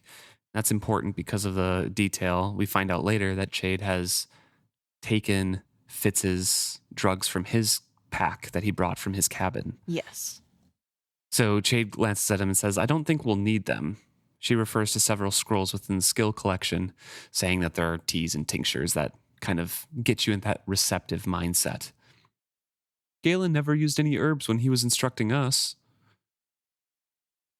So Chade settles in his chair and then had to look up at Fitz. I suspect it annoyed him. He sounded peevish when he spoke. And this is where you were talking about Galen's kind of conversation, because Chade says, Galen never used any herbs when he was instructing you. Did you never suspect that perhaps the others in your skill coterie received special attentions that you were not privy to? I did. Of course, we will never be certain of that. And Fitz just kind of shrugs his shoulders. What else could I do? It was years ago and they were all dead, several of them at my hand. Right. And he's so blasé about it. It's really interesting because he does have such a blind spot. He does continuously, well, that's not what Galen did. Mm-hmm. Okay, for you, Fitz, like Chade says. So it's just really interesting that they have that. And I think the fact that whenever that's pointed out to him, he's just like, I just shrug my shoulders. What else could I do? Maybe sit with that and like try to think about why you think Galen knows everything and there weren't other things that you weren't privy to. But as I mentioned earlier on in this scene, those thoughts had stirred his old aversion to the skill. From anticipation, I had shifted suddenly to dread. So he changes the subject away from skill and Galen. So he came into this room kind of already partially into there, and then these thoughts of Galen really shift him away from it. Yeah, now from he's wanting not to. ready anymore. He talks about the prince and who gave the prince the cat, because he had asked Chade that question. Chade, of course, looks kind of startled at the abrupt shift of topic, and then they talk about who gave him the cat. Yes, it was Lady Brazinga of Gaelton and her son Civil. And spoiler alert, but Gaelton is where the prince is located, Yes. which we find out at the end of this chapter. Mm-hmm. So they're the ones who gave the hunting cat to the prince, and Fitz sort of asks for a rundown of everything that happened. Yeah. And it's really interesting because even though they're sort of sitting in their old spots, it is Chade reporting to Fitz, and he sort of goes into this reporting mindset. He tells him that the lady and her son brought the cat on a leash, and the cat seemed to be looking around, which didn't seem weird because there's a lot of sounds. And it went up on the dais and rubbed its head against Dutiful and then sat in his lap and refused to be separated from him, which now looking back seems odd, but at the time, nobody really thought anything of it. And Dutiful kept the cat with him for the rest of the night. Yeah. It's a cat that has to be taken from the wild, and then it doesn't sleep anywhere else besides the prince's room because it has to stay by a human Right. in order to stay tame. Right. It's a really good pick, honestly, for the piebald group to give to the prince because there is a reason for it to be never out of his sight, I guess. Right. Especially because of that whole to keep it tame, you have to keep it near you. So it's not out of place that he is keeping this cat near him and very close to it. Fitz asks Chade, did it try to get away or test the leash? And Chade replies that no, it was almost unnaturally calm. I believed it looked at the prince for a time and then bumped its head against his knee. He reached down to stroke it, and then it did a strange thing, opening its mouth wide and breathing near his hand as if it could taste his scent from the air. After that, it just seemed to accept him, and it wouldn't go as you said before. And then the prince seemed very well pleased with it. How soon did he begin hunting with it? I believe he and Civil took it out the next day. Civil and the prince are nearly of an age, and the prince was eager to try the cat as any boy would be. Civil and his mother stayed on at court the rest of the week, and I think that Civil and the prince took out the cat every morning. It was his chance to learn how to hunt with it, you see, from people familiar with the sport. And they hunted well together, and he kept it in his rooms. And Chade finally is like, okay, Fitz, what do you suspect? I answered him honestly, the same thing that you do, that our witted prince has vanished with his hunting cat companion, and that none of this is a coincidence, not the gift of the animal, not the bonding, not the disappearance. Someone planned this. The cat could have been killed off when the prince was taken, or she could have run off, Chade says. So you've said, but if the prince is witted and the cat is bonded to him, she would not have run off when he was taken. The stool was uncomfortable, but I stubbornly remained perched on it. So as we were talking about kind of, just as an aside, about the skill before and how later on Chade says, oh, you have to be comfortable and to skill. And Fitz is like, but Galen. He says you have to be uncomfortable. Everything that happens in this chapter proves that Fitz does not skill well by following Galen's. No, yeah. Galen's way thoughts. is like the worst way for him for many reasons, but especially just like Fitz can't do it that way. And so, I mean, I think he did purposely try to do the uncomfy, Which is funny because that's never how he does it at home. He gets comfy on his little bench and looks out at a serene thing and he gets all relaxed. But He has done it in the first trilogy when he was like super injured and things like that. Like, or, like when he was, I think, shot with an arrow and dying, he like skilled out. right. There's like things like that where it happened. And maybe he's recalling those end of life and extraordinary events. But man, it's not It's very just, often. yeah, I mean, it feels like he also, again, a lot of times when there's skill sharing, it's when he's sleeping, which would be extra comfy and relaxed. Mhm. So it is really interesting that he can't piece those things together. Maybe it's actually an extension of his transactional thoughts of there has to be some sort of consequence for me doing this. It's not just the headache. There has to be some sort of Like I can't cost. just, yeah, could be. I don't know. So he's sitting here super uncomfortable and Chade is like, all right, get in my seat. Like, you're not going to be able to skill from there. The scrolls, like you said, the scrolls say, you got to be comfy. And Fitz is just protesting. And I guess I'm reading with the idea that there is that sort of hesitancy to let Chade in, to let Chade see the process. So I feel like maybe part of him is sort of trying to set himself up to fail because then he could be like, see, I tried, you saw me try, and then he doesn't actually have to give away any skill stuff, I don't know. Interesting. But he does end up skilling when he tries. does. Yeah. But first of all, we're getting a little bit ahead of ourselves. They are still talking about this theory about the witted prince running away with his bonded companion. And Fitz is kind of laying out this theory. Right. So he's saying the cat would not run away or come back if the prince was killed, basically. I've bonded thrice, The first time to Nosy, the puppy that Byrrc took from me, and again to Smithy when I was still a boy. The last time to Night Eyes. Each time there was that instant sense of connection. With Nosy, I bonded before I was even aware I was doing it. I suspect it happened because I was lonely. Because when Smithy offered love, I accepted it with no discrimination. And when the wolf's anger and hatred of his cage so exactly matched mine, I could not distinguish between us. I opened my eyes briefly and met Chade's startled stare. I had no walls, you see. From what I've been told, in witted families, the children are protected from doing that. They are taught to have walls when they are young. Then, when they are of an age, they are sent out to find suitable partners, almost like seeking a suitable marriage partner. What are you suggesting? Chade asked quietly. I followed the thought where it led me. The Queen has chosen a bride for Prince Dutiful for the sake of a political alliance. What if an old blood family has done the same? A lengthy silence followed my words. I looked back at Chade. His eyes were on the fire, and I could almost see his mind working frantically to sort out all the implications of what I had said. An old blood family deliberately selects an animal for the prince to bond with. Assumptions, then. That Lady Brisinga is witted. That indeed her whole line is, as you put it, old blood. That they somehow knew or suspected the prince is also witted. He paused, pursed his mouth, and considered. Perhaps they were the source of the note claiming the prince was witted. I still do not grasp what they would profit from it. What do we profit from marrying Dutiful to some out-islander girl? An alliance, Chade. He scowled at me. The cat somehow is part of the Brisinga family and retains ties to it. The cat can somehow influence the prince's political actions. The way he said it made it seem ridiculous.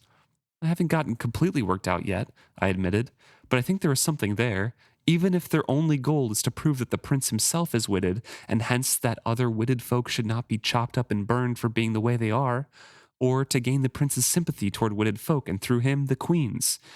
And Shade's like, now that's a motive I can concede. So there's kind of a direction with this theory now.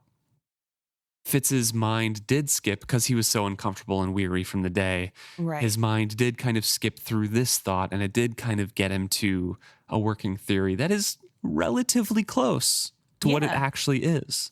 And it is a good call. I think it's interesting here.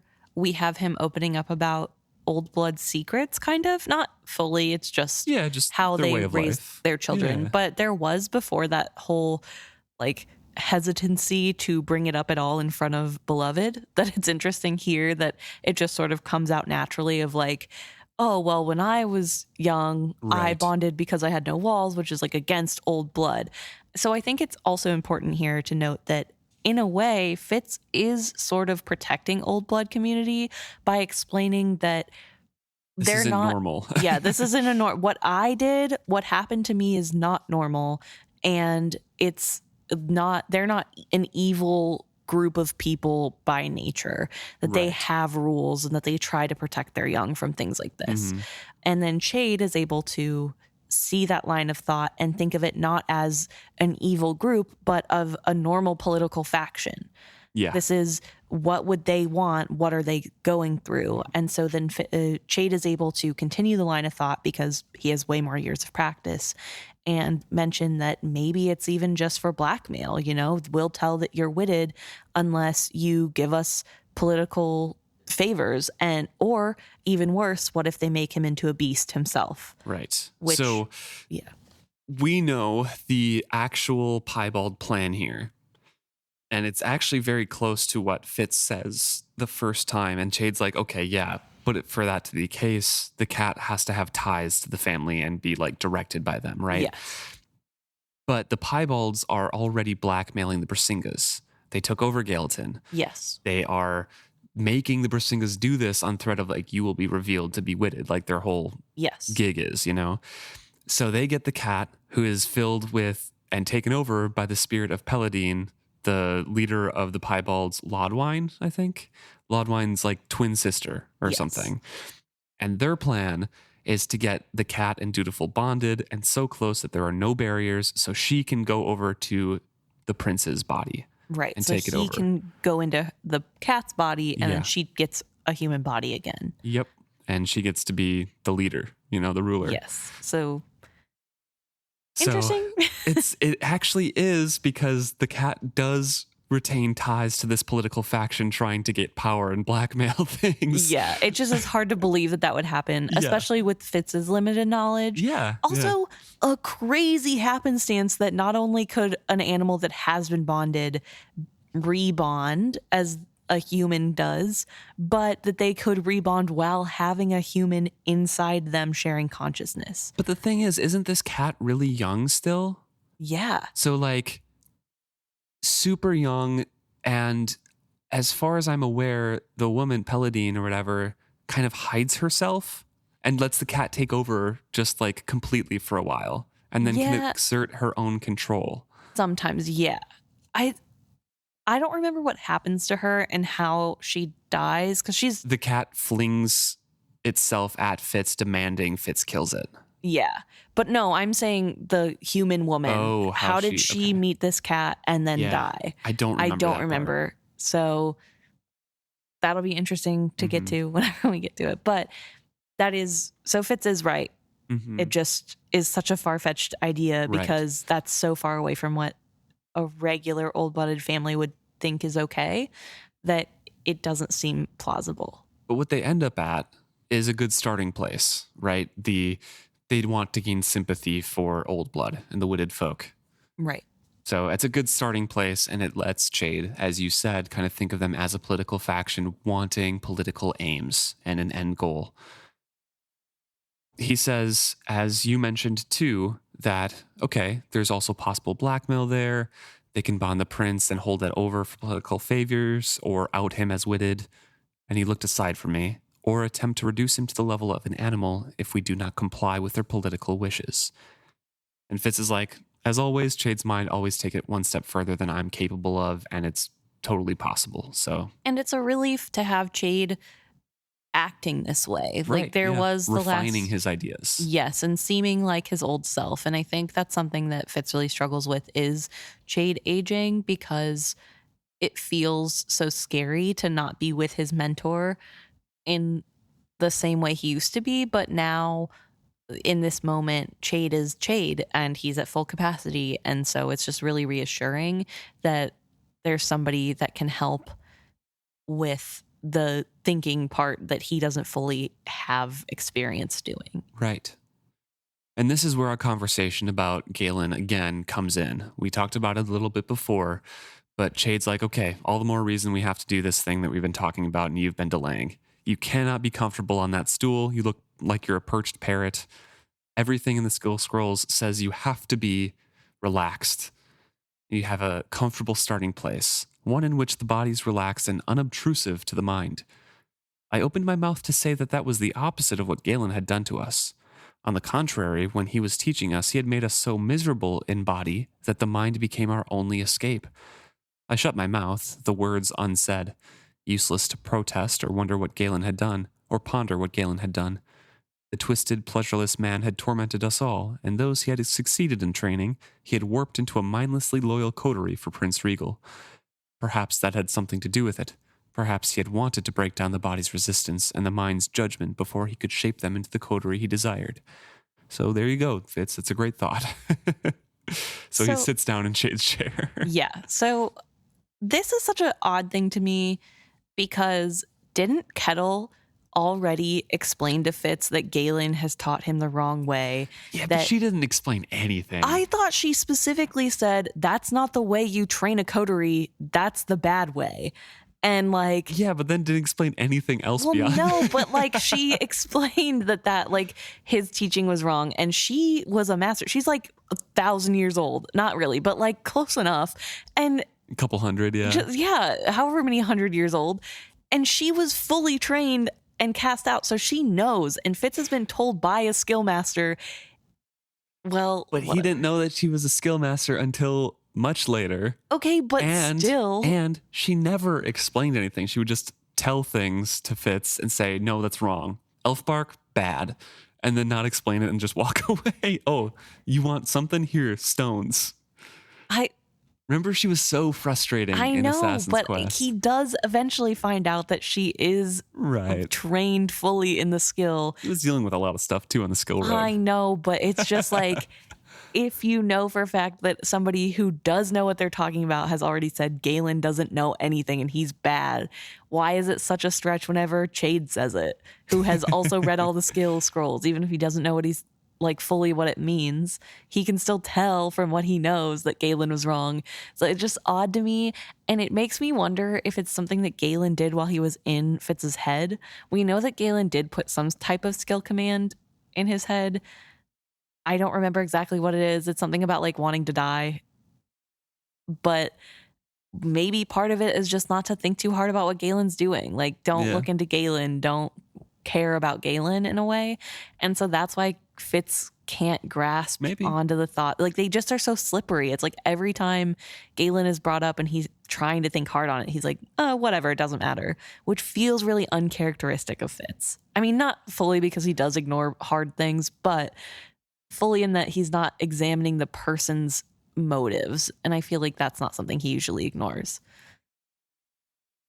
But he does relent and allow Chade to direct him and gets comfy and cozy and is able to skill. Yeah, so Chade kind of sits on the stool and looks down at him, and Fitz looks up. Chade asks, "Are you comfortable?" And Fitz is like, "Not really."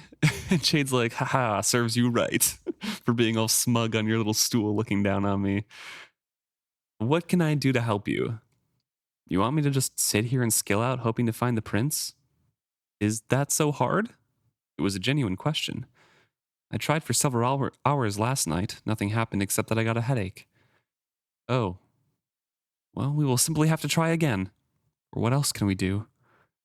And so, again, he kind of glances around looking for more distractions. Right. He is sitting there, and I think this is, again, like, this is why I'm reading into it, thinking that maybe part of it is also because there's that sort of nagging feeling of like, this is a private thing. Chade shouldn't get to see it.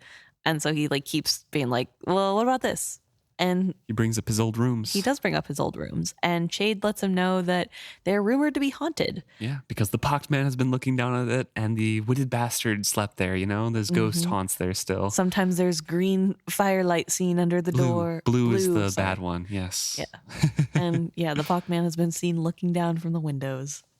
You kept it empty. I'm not entirely devoid of sentiment. And for a long time, I hoped you would someday return to that room. But enough of this.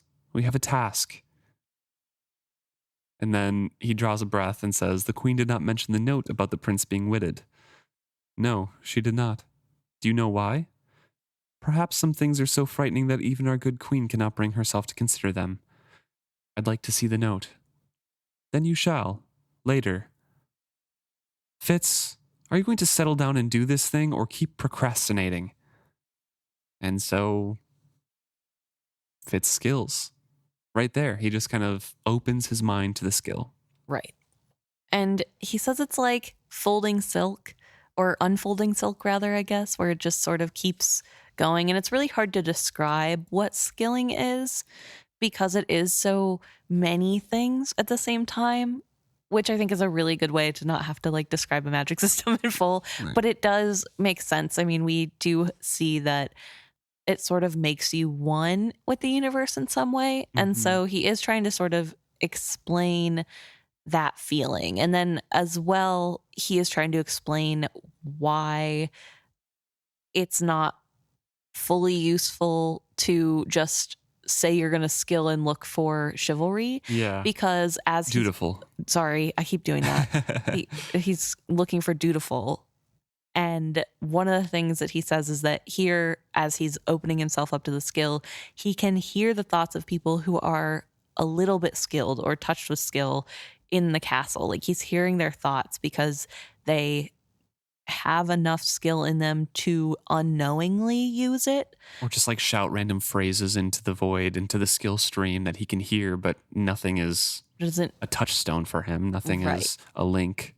And he also talks a little bit about how skill isn't necessarily a distance thing. Like he doesn't really know how far out he can reach. There's no way of fully understanding the full capacity, but when you're in the skill, you don't really know how far you're going too. There's like no markers. You just like hear those voices along the way. Mm-hmm. And if you don't know who they are, there's no way of knowing where they are or where you're going. So he tries to focus on what he knows of Prince Dutiful. From some distant part of the keep, music reached my ears, temporarily distracting me. I pushed it aside and strove on. So again, we have another mention of thick there. I do not know how long I prowled amongst those unwary minds, nor how far I reached my search, but he doesn't find anything. "Fitz," I murmured, in response to something, and then, "Fitz chivalry," I said aloud to myself. A fresh log crashed down onto the embers of the fire, scattering the glowing heart into individual coals. For a time, I stared at it, trying to make sense of what I was seeing. Then I blinked and became aware of Chade's hand resting on my shoulder. I smelled hot food and slowly turned my head. A platter rested on a low table near the chair. I stared at it, wondering how it had come to be there. "Fitz?" Chade said again, and I tried to recall his question. "What? Did you find Prince Dutiful?" "No, nothing." In the wake of fatigue, my hands began to tremble and my head to pound. I closed my eyes but found no relief. Even with my eyes closed, snakes of light trembled across the dark. When I opened my eyes, they were superimposed on the room before me. I felt as if too much light were getting inside my head. The waves of pain tumbled me into a surf of disorientation. So he skills for a very long time. He's kind of one with the world, so he's disoriented when Chade says his name and he thinks he's saying it out loud. Yeah, it's interesting, but it does make sense that that's something that's pulling him back in. Right. Because we know, yeah, that names are really important, especially with the skill, and that's your personhood. And so it is bringing him back slowly. But we also see this sort of onslaught of that headache that he always gets.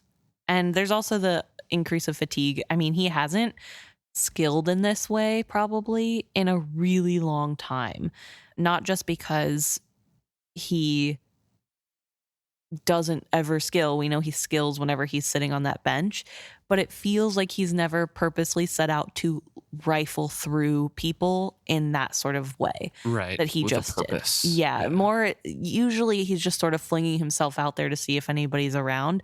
This is more focused and trying to figure out something specific. And so I feel like it would probably be harder if I had to guess. Yeah. I mean, it's probably a lot longer too that he's doing it for. It's been purposeful. hours. Yeah.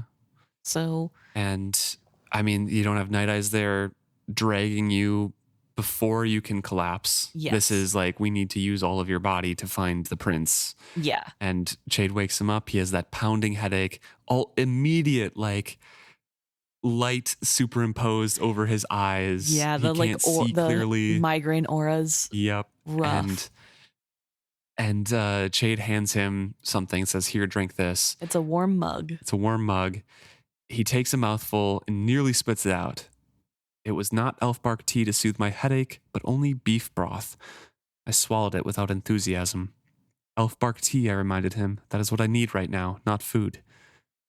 No, Fitz. Recall what you yourself told me.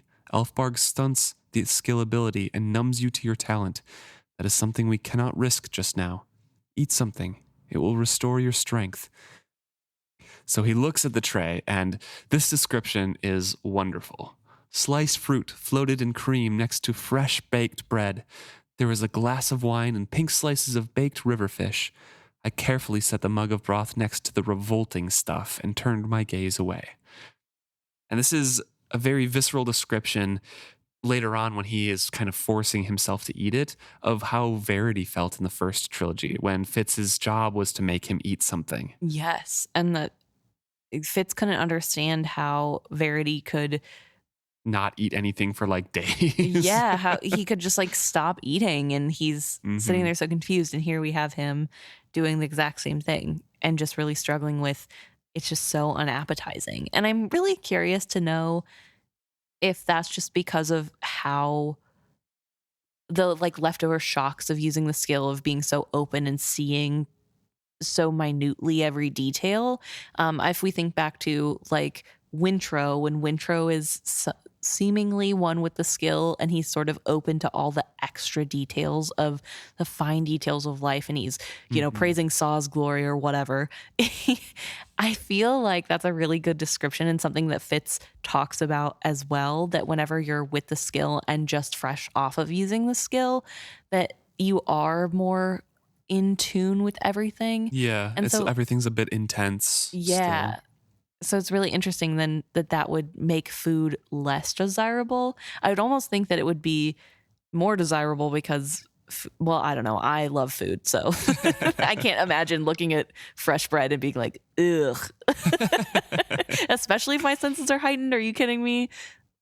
Love bread. But here, apparently that is what happens to Fitz. But interestingly, it's not even about the food being gross. He is so singularly focused on getting this elf bark. On elf bark and just his pain in general. And he thinks the elf bark is his only this pain cure. This pain is unbearable. It's not going to get better. He has to have elf bark right now. And he's getting upset. Like, he's trying to get Chade to just give him the elf bark. Please, I cannot even think. And Chade goes away, comes back with a cold compress to put on his forehead, and Fitz has to like gasp at the shock of that at first.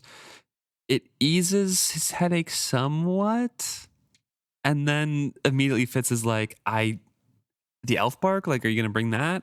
And Chade's like, no, I can't. We talked about this before, but I feel as though this proves my theory that he is addicted. He doesn't think he's addicted to elf bark. I think everybody who wrote in also agrees with you. But I think this is like more proof, because before he's just like getting the elf bark, right? We've never seen him not get elf bark. And so this reaction of he's not even letting things that are working fully work. Like, he's still hanging on to this idea of, no, it won't work because I have to have elf bark. It's elf bark or nothing. It hurts so bad I can't see. Chade, please. I know, he said quietly. I know, my boy, but you'll have to bear it. And then Chade kind of recites something that's pretty useless to Fitz right now. It's like, the scrolls say. Sometimes. Yeah, blah, blah, blah, blah. And Fitz can't contain himself. Chade! I did not mean to bellow, but I did. I just need the damned elf bark tea. Please. I took sudden control of myself. Please, I added softly, contritely, please, just the tea. Just help me ease this pain, and then I could listen to you. No, Fitz. Chade, I spoke my hidden fear. Pain such as this could push me into a seizure. I saw a brief flicker of uncertainty in his eyes, but then, I don't think it will. Besides, I'm here beside you, boy. I'll take care of you. You have to try to get through this without the drug, for Dutiful's sake. For for the 6 duchies. His refusal stunned me into silence. Hurt and defiance tore me. Fine. I have some in my pack, in my room. I tried to find the will to stand. A moment of silence, then unwillingly he admitted, You had some in your pack in your room. It is gone, as is the carry me that was with it. You had no right. How dare you? He took a breath. I dare as much as my need demands, and my need is great. The throne needs the talent that only you possess. I will allow nothing that diminishes your skill. He did not look away from me, but I could scarcely keep my eyes on him. Light was flaring all around him, stabbing into my brain. The barest edge of control kept me from throwing the compress at him. As if he guessed that, he took it from me, offering me a freshly cooled one in its place. It was a pitiful comfort, but I put it on my brow and leaned back in the chair. I wanted to weep with frustration and anguish. From behind the compress, I told him, Pain. That's what being a farseer means to me. Pain and being used. Chade doesn't reply, and Fitz in his mind is like, well, that was always his greatest rebuke, forcing you to hear your own words kind of over and over. He said mildly after a while, Pain and being used. I've known my share of that as a farseer, as did Verity and Chivalry, and Shrewd before them. But you know there is more to that. If there weren't, you wouldn't be here. Perhaps, I conceded grudgingly. Fatigue was winning. I just wanted to curl up around the pain and sleep. But I fought it. Perhaps, but it isn't enough. Not for going through this. Oh, man. It's just, he is truly in pain. Like, Yes. He is in dire anguish right now. Yeah, I mean, there's no doubt that this is a really tough moment to get through. I mean, I don't get regular migraines, but I've had a few, and I also don't want to talk when I have a migraine. Like, I just am. Don't lecture me about the scrolls. Yeah, Don't. like I was there when they were written rich. Like, Get me the Tylenol right now. It's very like, I get that he's in pain, but there's also that extra layer of that need for the It's like, elf bark. Get me the Excedrin PM. It's like, no, you can't have that. You'll sleep, and we need you awake to Yeah, still. he's still got to do some work, and he's like, the Excedrin PM now. But no, it's really tough because he is struggling through pain, and I don't know how to explain this, but it does feel like in this moment, there is that sort of extra level of discomfort of not getting a thing that he is somewhat addicted to. And Right, so there's yeah. that extra layer of petulance, I guess, to his attitude, because he is sort of throwing a tantrum about not getting the drug. Right, yeah, And no, I agree. That's, understandable. It's a little bit annoying, but it makes sense why he's doing it. And he is really frustrated. But instead of sort of maybe working through that internally or like trying to figure things out, he is just doing anything. And since nothing is working, begging isn't working, pleading isn't working, fear mongering isn't working, now he's just going to hurt Chade, because Chade's hurting him by not giving him the elder or the medicine that he wants. And I think that that's sort of sad to witness, that Chade is getting unnecessarily hurt. Not that I don't think Chade is undeserving of some of the things that Fitz is telling him. And it's not even directed at Chade himself. It's just No. at being a farseer. Yes, but I think that it is stuff that Chade will take personally. Right. And But again, it is hurtful. He knows how to manage Fitz. Yes, I mean, he does. And I think, so we have this sort of build up to Fitz being sulky and just saying things that are mean because it feels good to be mean to somebody who's not doing what he Also, asks. He lost his filter because of the pain too. Yes. And And so in this moment when Chade says, what more do you want? Like, if this isn't worth it, what more do you want? rhetorically. Yes, because what else could they give Fitz? They give Fitz whatever he wants. Yeah. Obviously, Fitz can have whatever he wants in Chade's mind. So, I mean, what else is there to want? And then Fitz answers his truth, which is money for Hap. I want this because I want a future, not for myself, but for my boy, for Hap. And then he says, I've done it all wrong. I haven't taught him a thing, not how to fight, not how to make a living. I need to find him an apprenticeship with a good master. There's coins I've saved, but I don't think it's enough. And Chade says, I can arrange that. And then almost angrily, he demanded, did you think I wouldn't? Something in my face betrayed me, for he leaned closer, brows furrowed, as he exclaimed, you thought you'd have to do this in order to ask my help, didn't you? The damp cloth was still in his hand. It slapped the stone flags when he flung it in a temper. Fitz, you... He began, then words failed him. He stood up and walked away from me. I thought he would leave entirely. Instead, he just went to the end of the workbench and the unused hearth at the other end of the chamber and just walked around it. Yeah, so to be fair, when hasn't that been the case, Chade? Fitz doesn't just get to ask for stuff. There's almost always strings attached. Like, that's not ever been the case for Fitz. And I do get how this is hurtful to hear for Chade. Right. And, like, in some ways, I don't know. This is really complicated. I'm sure it's complicated for everyone, but it's complicated because on the one hand, Chade does love Fitz, and Chade does just wants what's best for Fitz within he missed him a lot. Yes. And he kept his room empty. And it's within the confines of this world that they live in and the expectations put on bastards and Chade's own misgivings about what that means and what loyalty is. Like, Chade has his own problems that he has brought into this relationship, and he loves Fitz the only way he knows how. That is his boy as much as it is Bjork's boy and Verity's boy. And so in that way, I feel really bad for the father figure who tried his best and that wasn't enough and it's being flung in his face. However, I also feel bad for Fitz, who had to live a life where he couldn't trust any adult figure in his life to care about him more than they cared about anything else. And that he was never anybody's priority. And so I don't feel that bad that it hurts Chade's feeling that he has to confront the fact that Fitz grew up the way that he did and that he's so broken as an adult still because of what Chade did. Right. Those were choices Chade made. And yeah, so it's like this awful feeling of feeling bad for both of them, right? Mm-hmm. But at the same time, it's the bed that Chade made and he has to lie in it because that's what he did. And it's not fair to be upset that Fitz feels that way because it's what he made Fitz feel. Neither of us said anything for a time. When he came back to me, he looked calmer, but somehow older. He took a fresh cloth from a pottery dish, wrung it out, folded it, and offered it to me. As we exchanged the compresses, he said softly, I'll see that Hap gets his apprenticeship. You could simply have asked me to do that when I visited you, or years ago you could have brought the lad to Buckkeep and we'd have seen him decently educated. He can read and write and figure, I said defensively. I saw to that. Good. I'm glad to hear you retained that much common sense. There seemed no rejoinder to that. Both pain and weariness were overcoming me. I knew I'd hurt him, but I didn't feel it was my fault. How could I have known he'd be so willing to help me?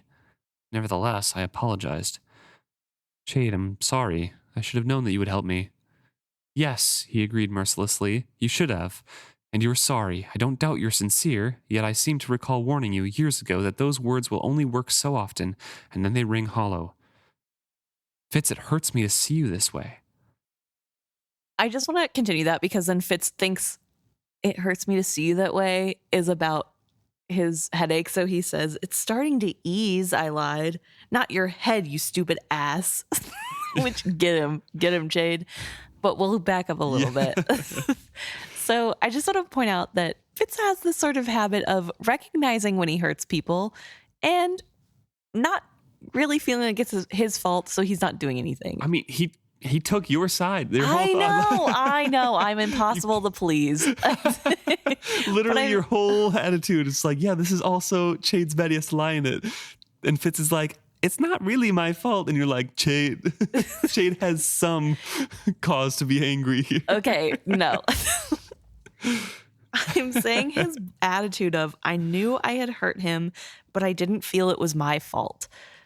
I mean, how could I have known he would be willing to help me?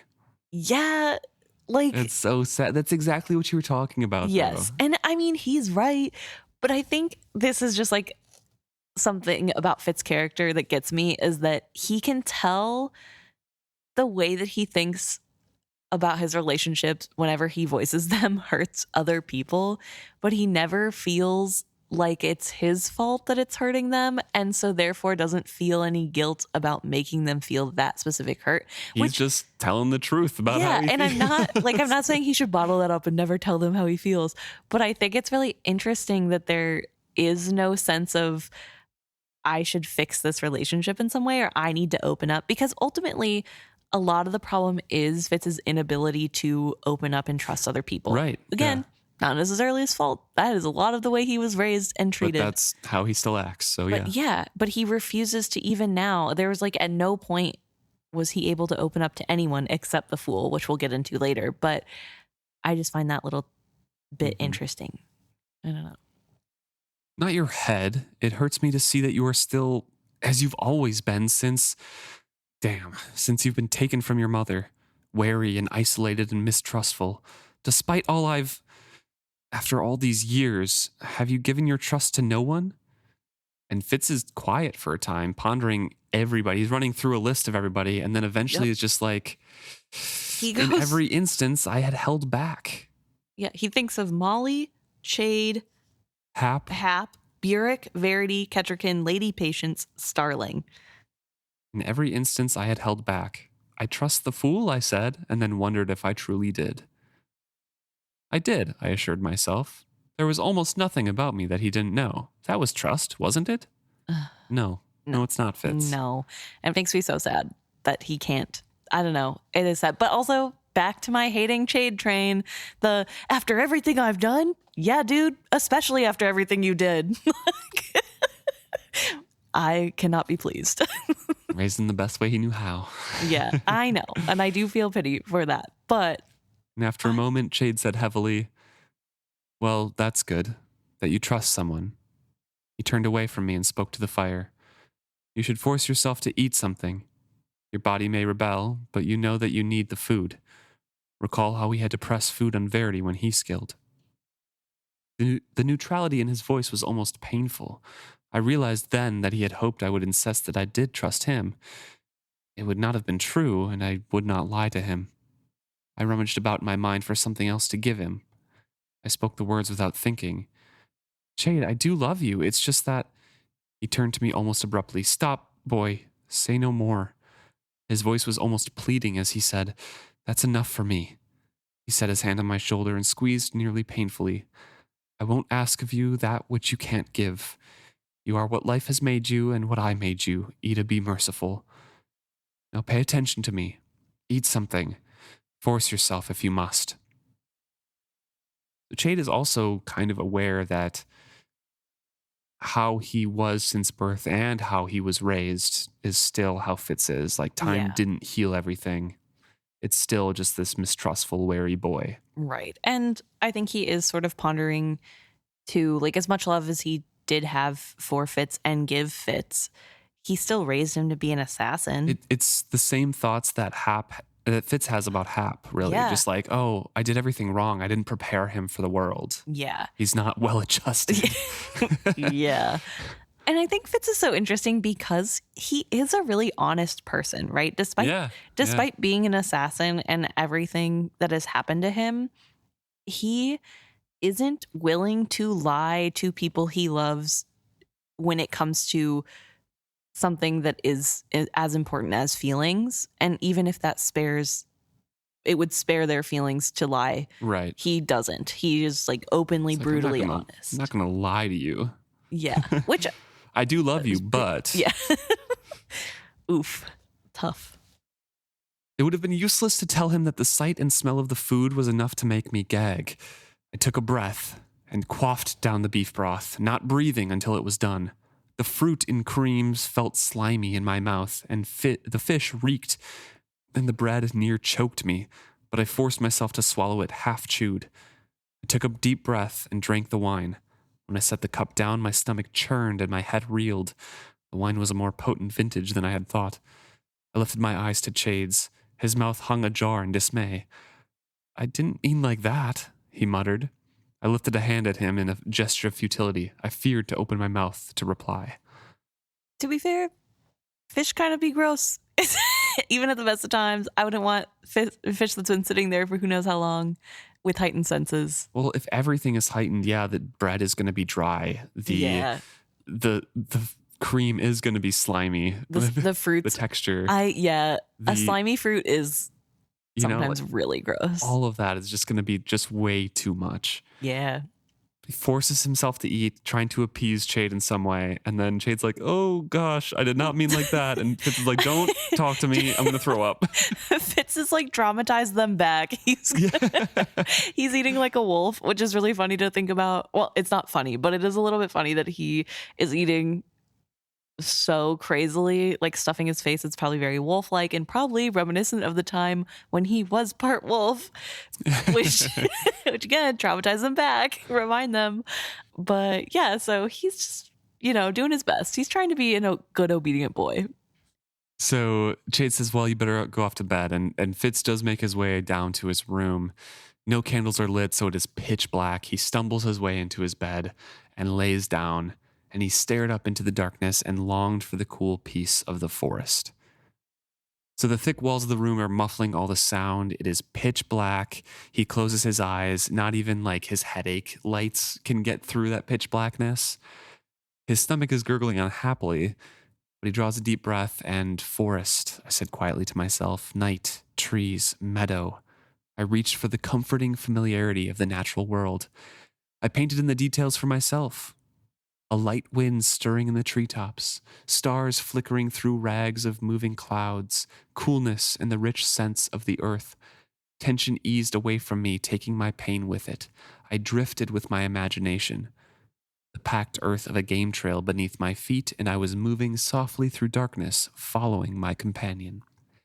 So he is incredibly uncomfortable in his body, but the comfortableness of the room, of the blackness, of the pain easing a little bit, and he can let his mind drift. Yeah. Thinking of, coincidentally, the same scene that the Prince Dutiful is walking through right now. Yeah, and what I think is really interesting about this is we once again have Fitz connecting to Dutiful through their link in a way that isn't just the skill, but something that is a mix of skill and wit. Right, yeah. Because if I really think about it, all the times, well, not all the times, I guess, but the two main times when Fitz is really with Dutiful in a meaningful way where he's there for a long time and it's very clearly like something happening with a cat or whatever, it is somehow through the wit. And I guess even the first scene when he's in Buckkeep as the prince, he is then also drawn through the connection to the wit partner,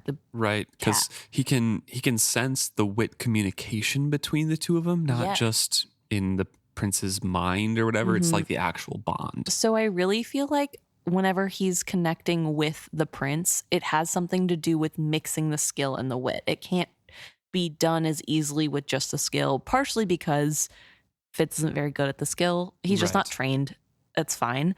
But I think also because they share that double bond. And so it brings them closer. And if you think about all the stories that we know Dutiful shared about sharing that bond the other way, it is also times when Fitz is doing something skill related, where he's hunting with his wolf or taking down prey with his wolf. And I think, or using the wolf as his like blanket because it's cold.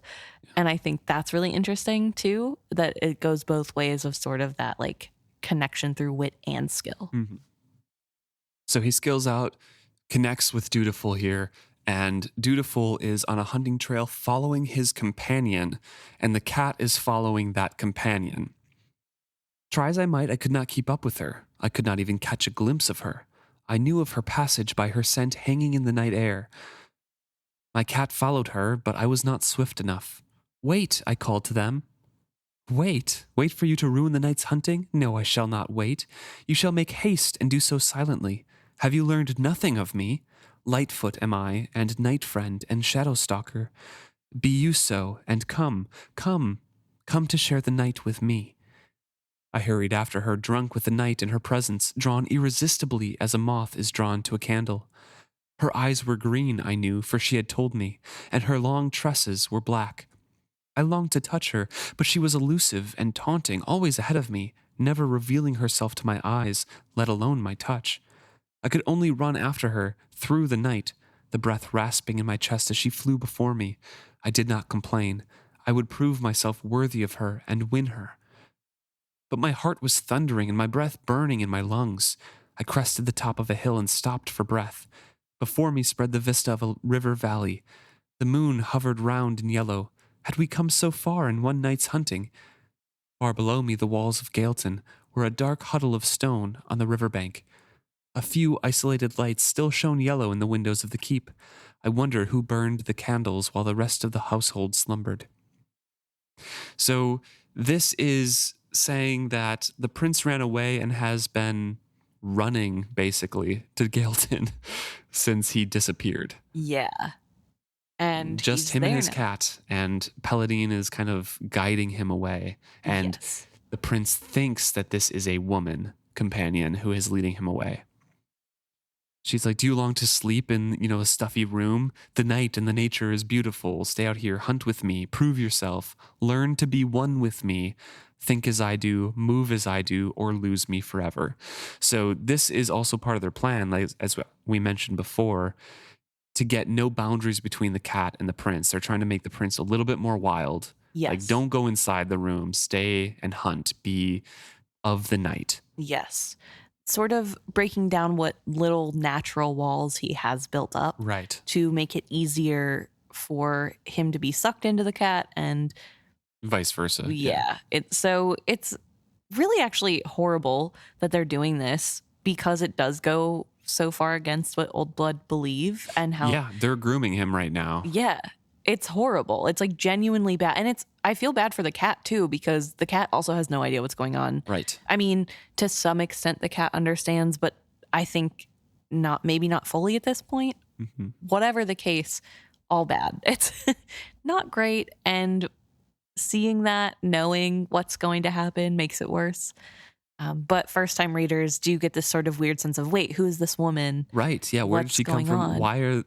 I remember thinking, why is she speaking in italics? Like, why is this? Yeah, in the head. In the head kind of thing. I'm like, this is weird. I remember thinking that this must be something to do with skill in some way. Like, I thought that Dutiful was being like lured some skill. With some skill trick. I mean, obviously wit is involved in some way, but I couldn't grasp how there would be a woman involved. So, yeah.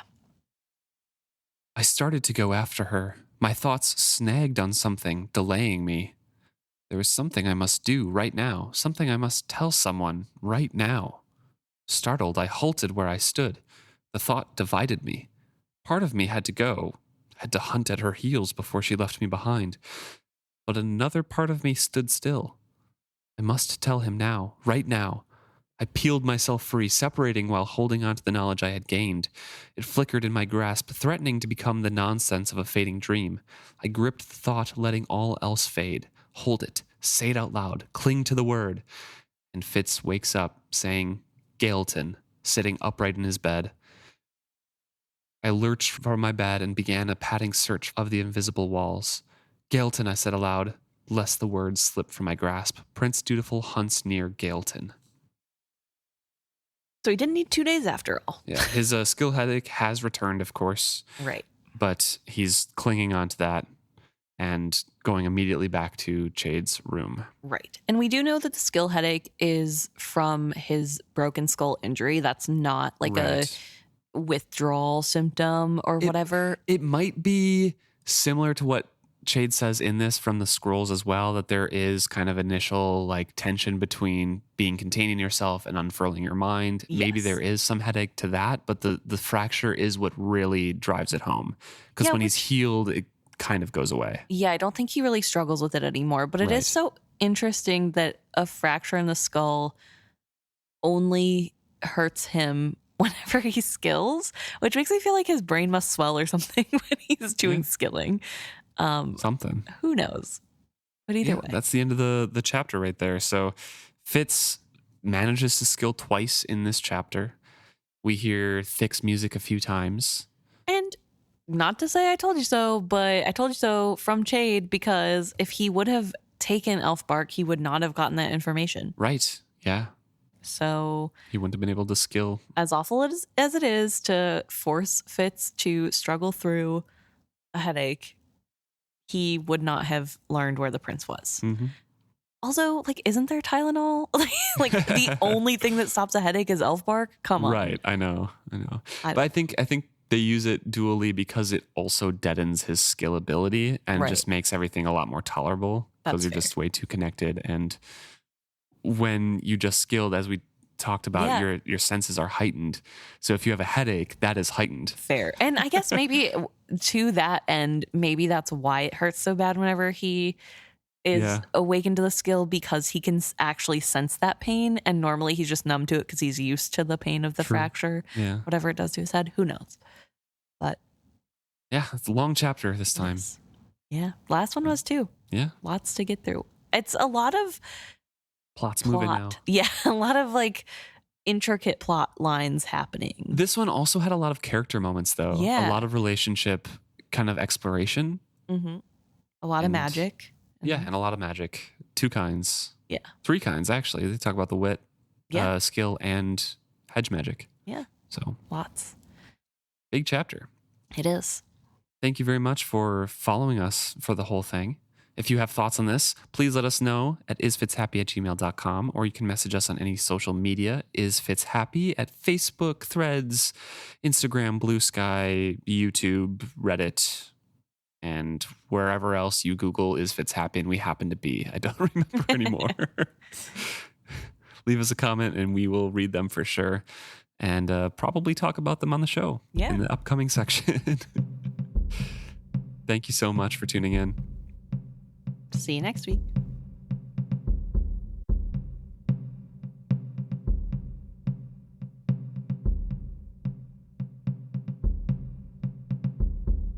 All right, time for our favorite part. We are going to talk about what you guys have brought to our attention. And we are starting first with a Spotify comment. Yes, this is from Tamara. Thank you very much for posting this comment. It is on our latest episode 261, which is part 2 of chapter 12. So Tamara's talking about when Kettricken and Fitz stop in like that hall where Fitz sees and recognizes Kettricken, and Kettricken seems to stop and like stare and doesn't have any reaction. And we talked a little bit about how does she or does she not recognize him? Right, because in the text, Fitz sees her and says, "Oh, my queen," and she stops. And she stops and seems to say, "Oh," or something. Like she has some sort of reaction, but doesn't seem to look at him. Yeah, so Tamara says, I don't think Kettricken didn't recognize Fitz, the double negative there. I believe she just didn't show her recognition in order to keep his secret. Right. So Tamara thinks that there was some sort of recognition and Kettricken on purpose didn't show any reaction. Right, because obviously it'd be a little weird if she seemed like she knew this random brand new servant. Also, it would be really sad if she didn't recognize him. So that's what Tamara's thinking. Like, Kettricken definitely recognized him. Otherwise. Yeah. And I think it's really interesting to talk about maybe Kettricken playing the game and knowing she can't openly admit, oh, that's Fitz. Right. Yeah. But it doesn't really explain how she reacts to him, because he says my queen really softly. There's no way she could have heard it. Yeah. And I'm gonna take him for his word, even though we all know he's unreliable. And he was on the way up the stairs and she was kind of below, so I don't even know if she saw him. Yeah, it's really odd. So but she does seem to react when he says that. So that's really interesting. So thank you, Tamara, for giving us the maybe she was just hiding her reaction. But we did get a comment from... Tamara also had a second part of the comment, and it's a small part, but it's about Fennel. Also, Fennel has the worst voice in the audiobooks. It is really jarring, and that's why I really hate Fennel on this audio reread. So good to know that I'm not alone, but also I didn't know that the voice for Fennel was really bad in the audiobooks, so that's good to know. I'm so curious. People tell us about their opinions on the audiobooks all the time. I've heard they're not great. At least some versions are not great. Yeah, I haven't listened to the audiobooks. I normally just do the read, like the physical reading. I do love audiobooks though. So now I'm really tempted to start listening to the books audio style. I Yeah, couldn't do it for the podcast reasons, but I could go back and read some of the old books. Yeah, I haven't listened to any of them either. I've heard the English released ones are much better with the British narrator, and the American ones aren't so good, and they change narrators, and things are just different. Listen, So I don't know. if any book companies want Luke to read the book, I'm all for it. Please contact our email address. Right? Yeah. Luke will do a reading. All 16 books. Yep. You'd be a real expert. So it's funny to know that Fennel is dislikable based solely off of the character. Voice. Yeah. Character work. Thank you very much for that comment. That's very fun. Yes. But we also got a comment on Facebook from Kristen from the same episode about the same thing with Kettricken of how she might have recognized Fitz. And it is that maybe it was through her wit awareness that she recognized Fitz. I thought that when he meets eyes with Kettricken, it was a wit awareness. That's how she knew he was there. And I think that's a really interesting theory. I like it a lot. And Kristen isn't alone in thinking that. We have Audrey, who sent us a DM on Instagram, who also thinks that it is the wit that Audrey says she senses him because she knows how he feels with the wit. Plus, she communicated with Night Eyes. So I think that's a really interesting theory, and I like that to explain how they meet eyes and they there is that sort of she just kind of moment. gains that like sixth sense of like, oh, I recognize some sort of familiar something in the air. Yes. Oh, that's Fitz. Yeah, and we know that Kettricken does have some little bit of wit, and that she has worked with Fitz to do her meditations where she expands the wit sense a little bit. So it's not out of the realm of possibility that that is why she reacts, why she turns around and faces him. So I like that explanation. And then I also like that she doesn't do any more than turn around because, like Tamara said, she is trying to keep the facade of not knowing a servant. So I think I like all of them mixed together. So thank you for that thought, Kristen. Yes. But Audrey also has more. Audrey was also writing in to talk about how they believe that potentially, this is sort of from a previous chapter, it's a little old now, but talking about Hap and how he was brought to Fitz with Starling. Yeah, we were talking about, I think, Starling's relationship. Yeah, and why maybe Starling even brought Hap to Fitz. Yeah. And Audrey says, what if it was Chade that made Starling bring Hap because he didn't want Fitz alone with his wolf? Right. Yeah. And I think that's a really good thought too. It would make sense from the kind of standpoint of like, oh, I had a boy apprentice, when I was kind of alone in the tower, and that really helped me out. Maybe Fitz should have some human companionship. And obviously it's on his mind of him turning into an animal. So I don't want him to be alone with no humans around all the time. Right. So. And especially when you think about how Chade doesn't really know how wit works and is worried that that is a possibility that Fitz will go back to the way he was, which I don't think would happen. I mean, it is Fitz, so yeah, who knows? But it seems like Fitz, when he was by himself, didn't revert back to. No, I definitely think he was a little bit more rough and not exactly polished in a human way, but I don't think he was a beast man. Like he said, he with Hap, he prepares for the winter now. He just doesn't like hunt for when he's hungry for meat. Yes. With Night Eyes and then roast it there. He like prepares and smokes it. Yeah, he like is more human about more the way planning for the future. Yeah, plans for the future, exactly. So I do like the idea. Yeah, I like that theory too a lot. I do still like the theory of how we talked about how Starling would have thought to bring Hap along there, but I like this one too. So Yes. I don't know. And then finally, Audrey talks about how Fitz has that complicated relationship about being a prince and lifestyle and not wanting to do the work, quote unquote. Yes. I would point out that he always did everything he could for the crown and paid a high price for it. He never was like Regal, who had the same tendencies, but wanted the power on top and never served the 6 duchies. So, and that's definitely true, right? Yeah. We did talk about how Fitz kind of had that privilege, and his transactional thing doesn't quite make sense because he could have had everything, and he wanted to be a noble son out in the country somewhere who had no responsibilities. We talked Right. about that a lot, but Audrey does point out that he did do a lot of work for the 6 duchies, and that's true. He always, in this episode, we pointed out he's a yes man. Yeah. He always does what he's asked for. Yes. He's asked of. Yeah. He feels like that is his duty, I guess. And how to love someone is to just say yes to whatever they ask of you, even if you want to Acts say no. of service. Yeah. But I also think it does point out, I mean, we were kind of harsh on Fitz about wanting to sort of reap the benefits of being a noble without paying the cost. He definitely has paid the cost.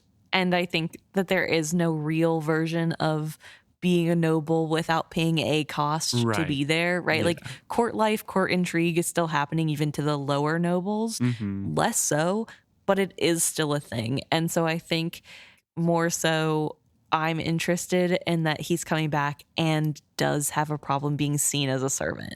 And that's something his friends clearly worried about of him, and something he himself probably didn't think he would have an issue with.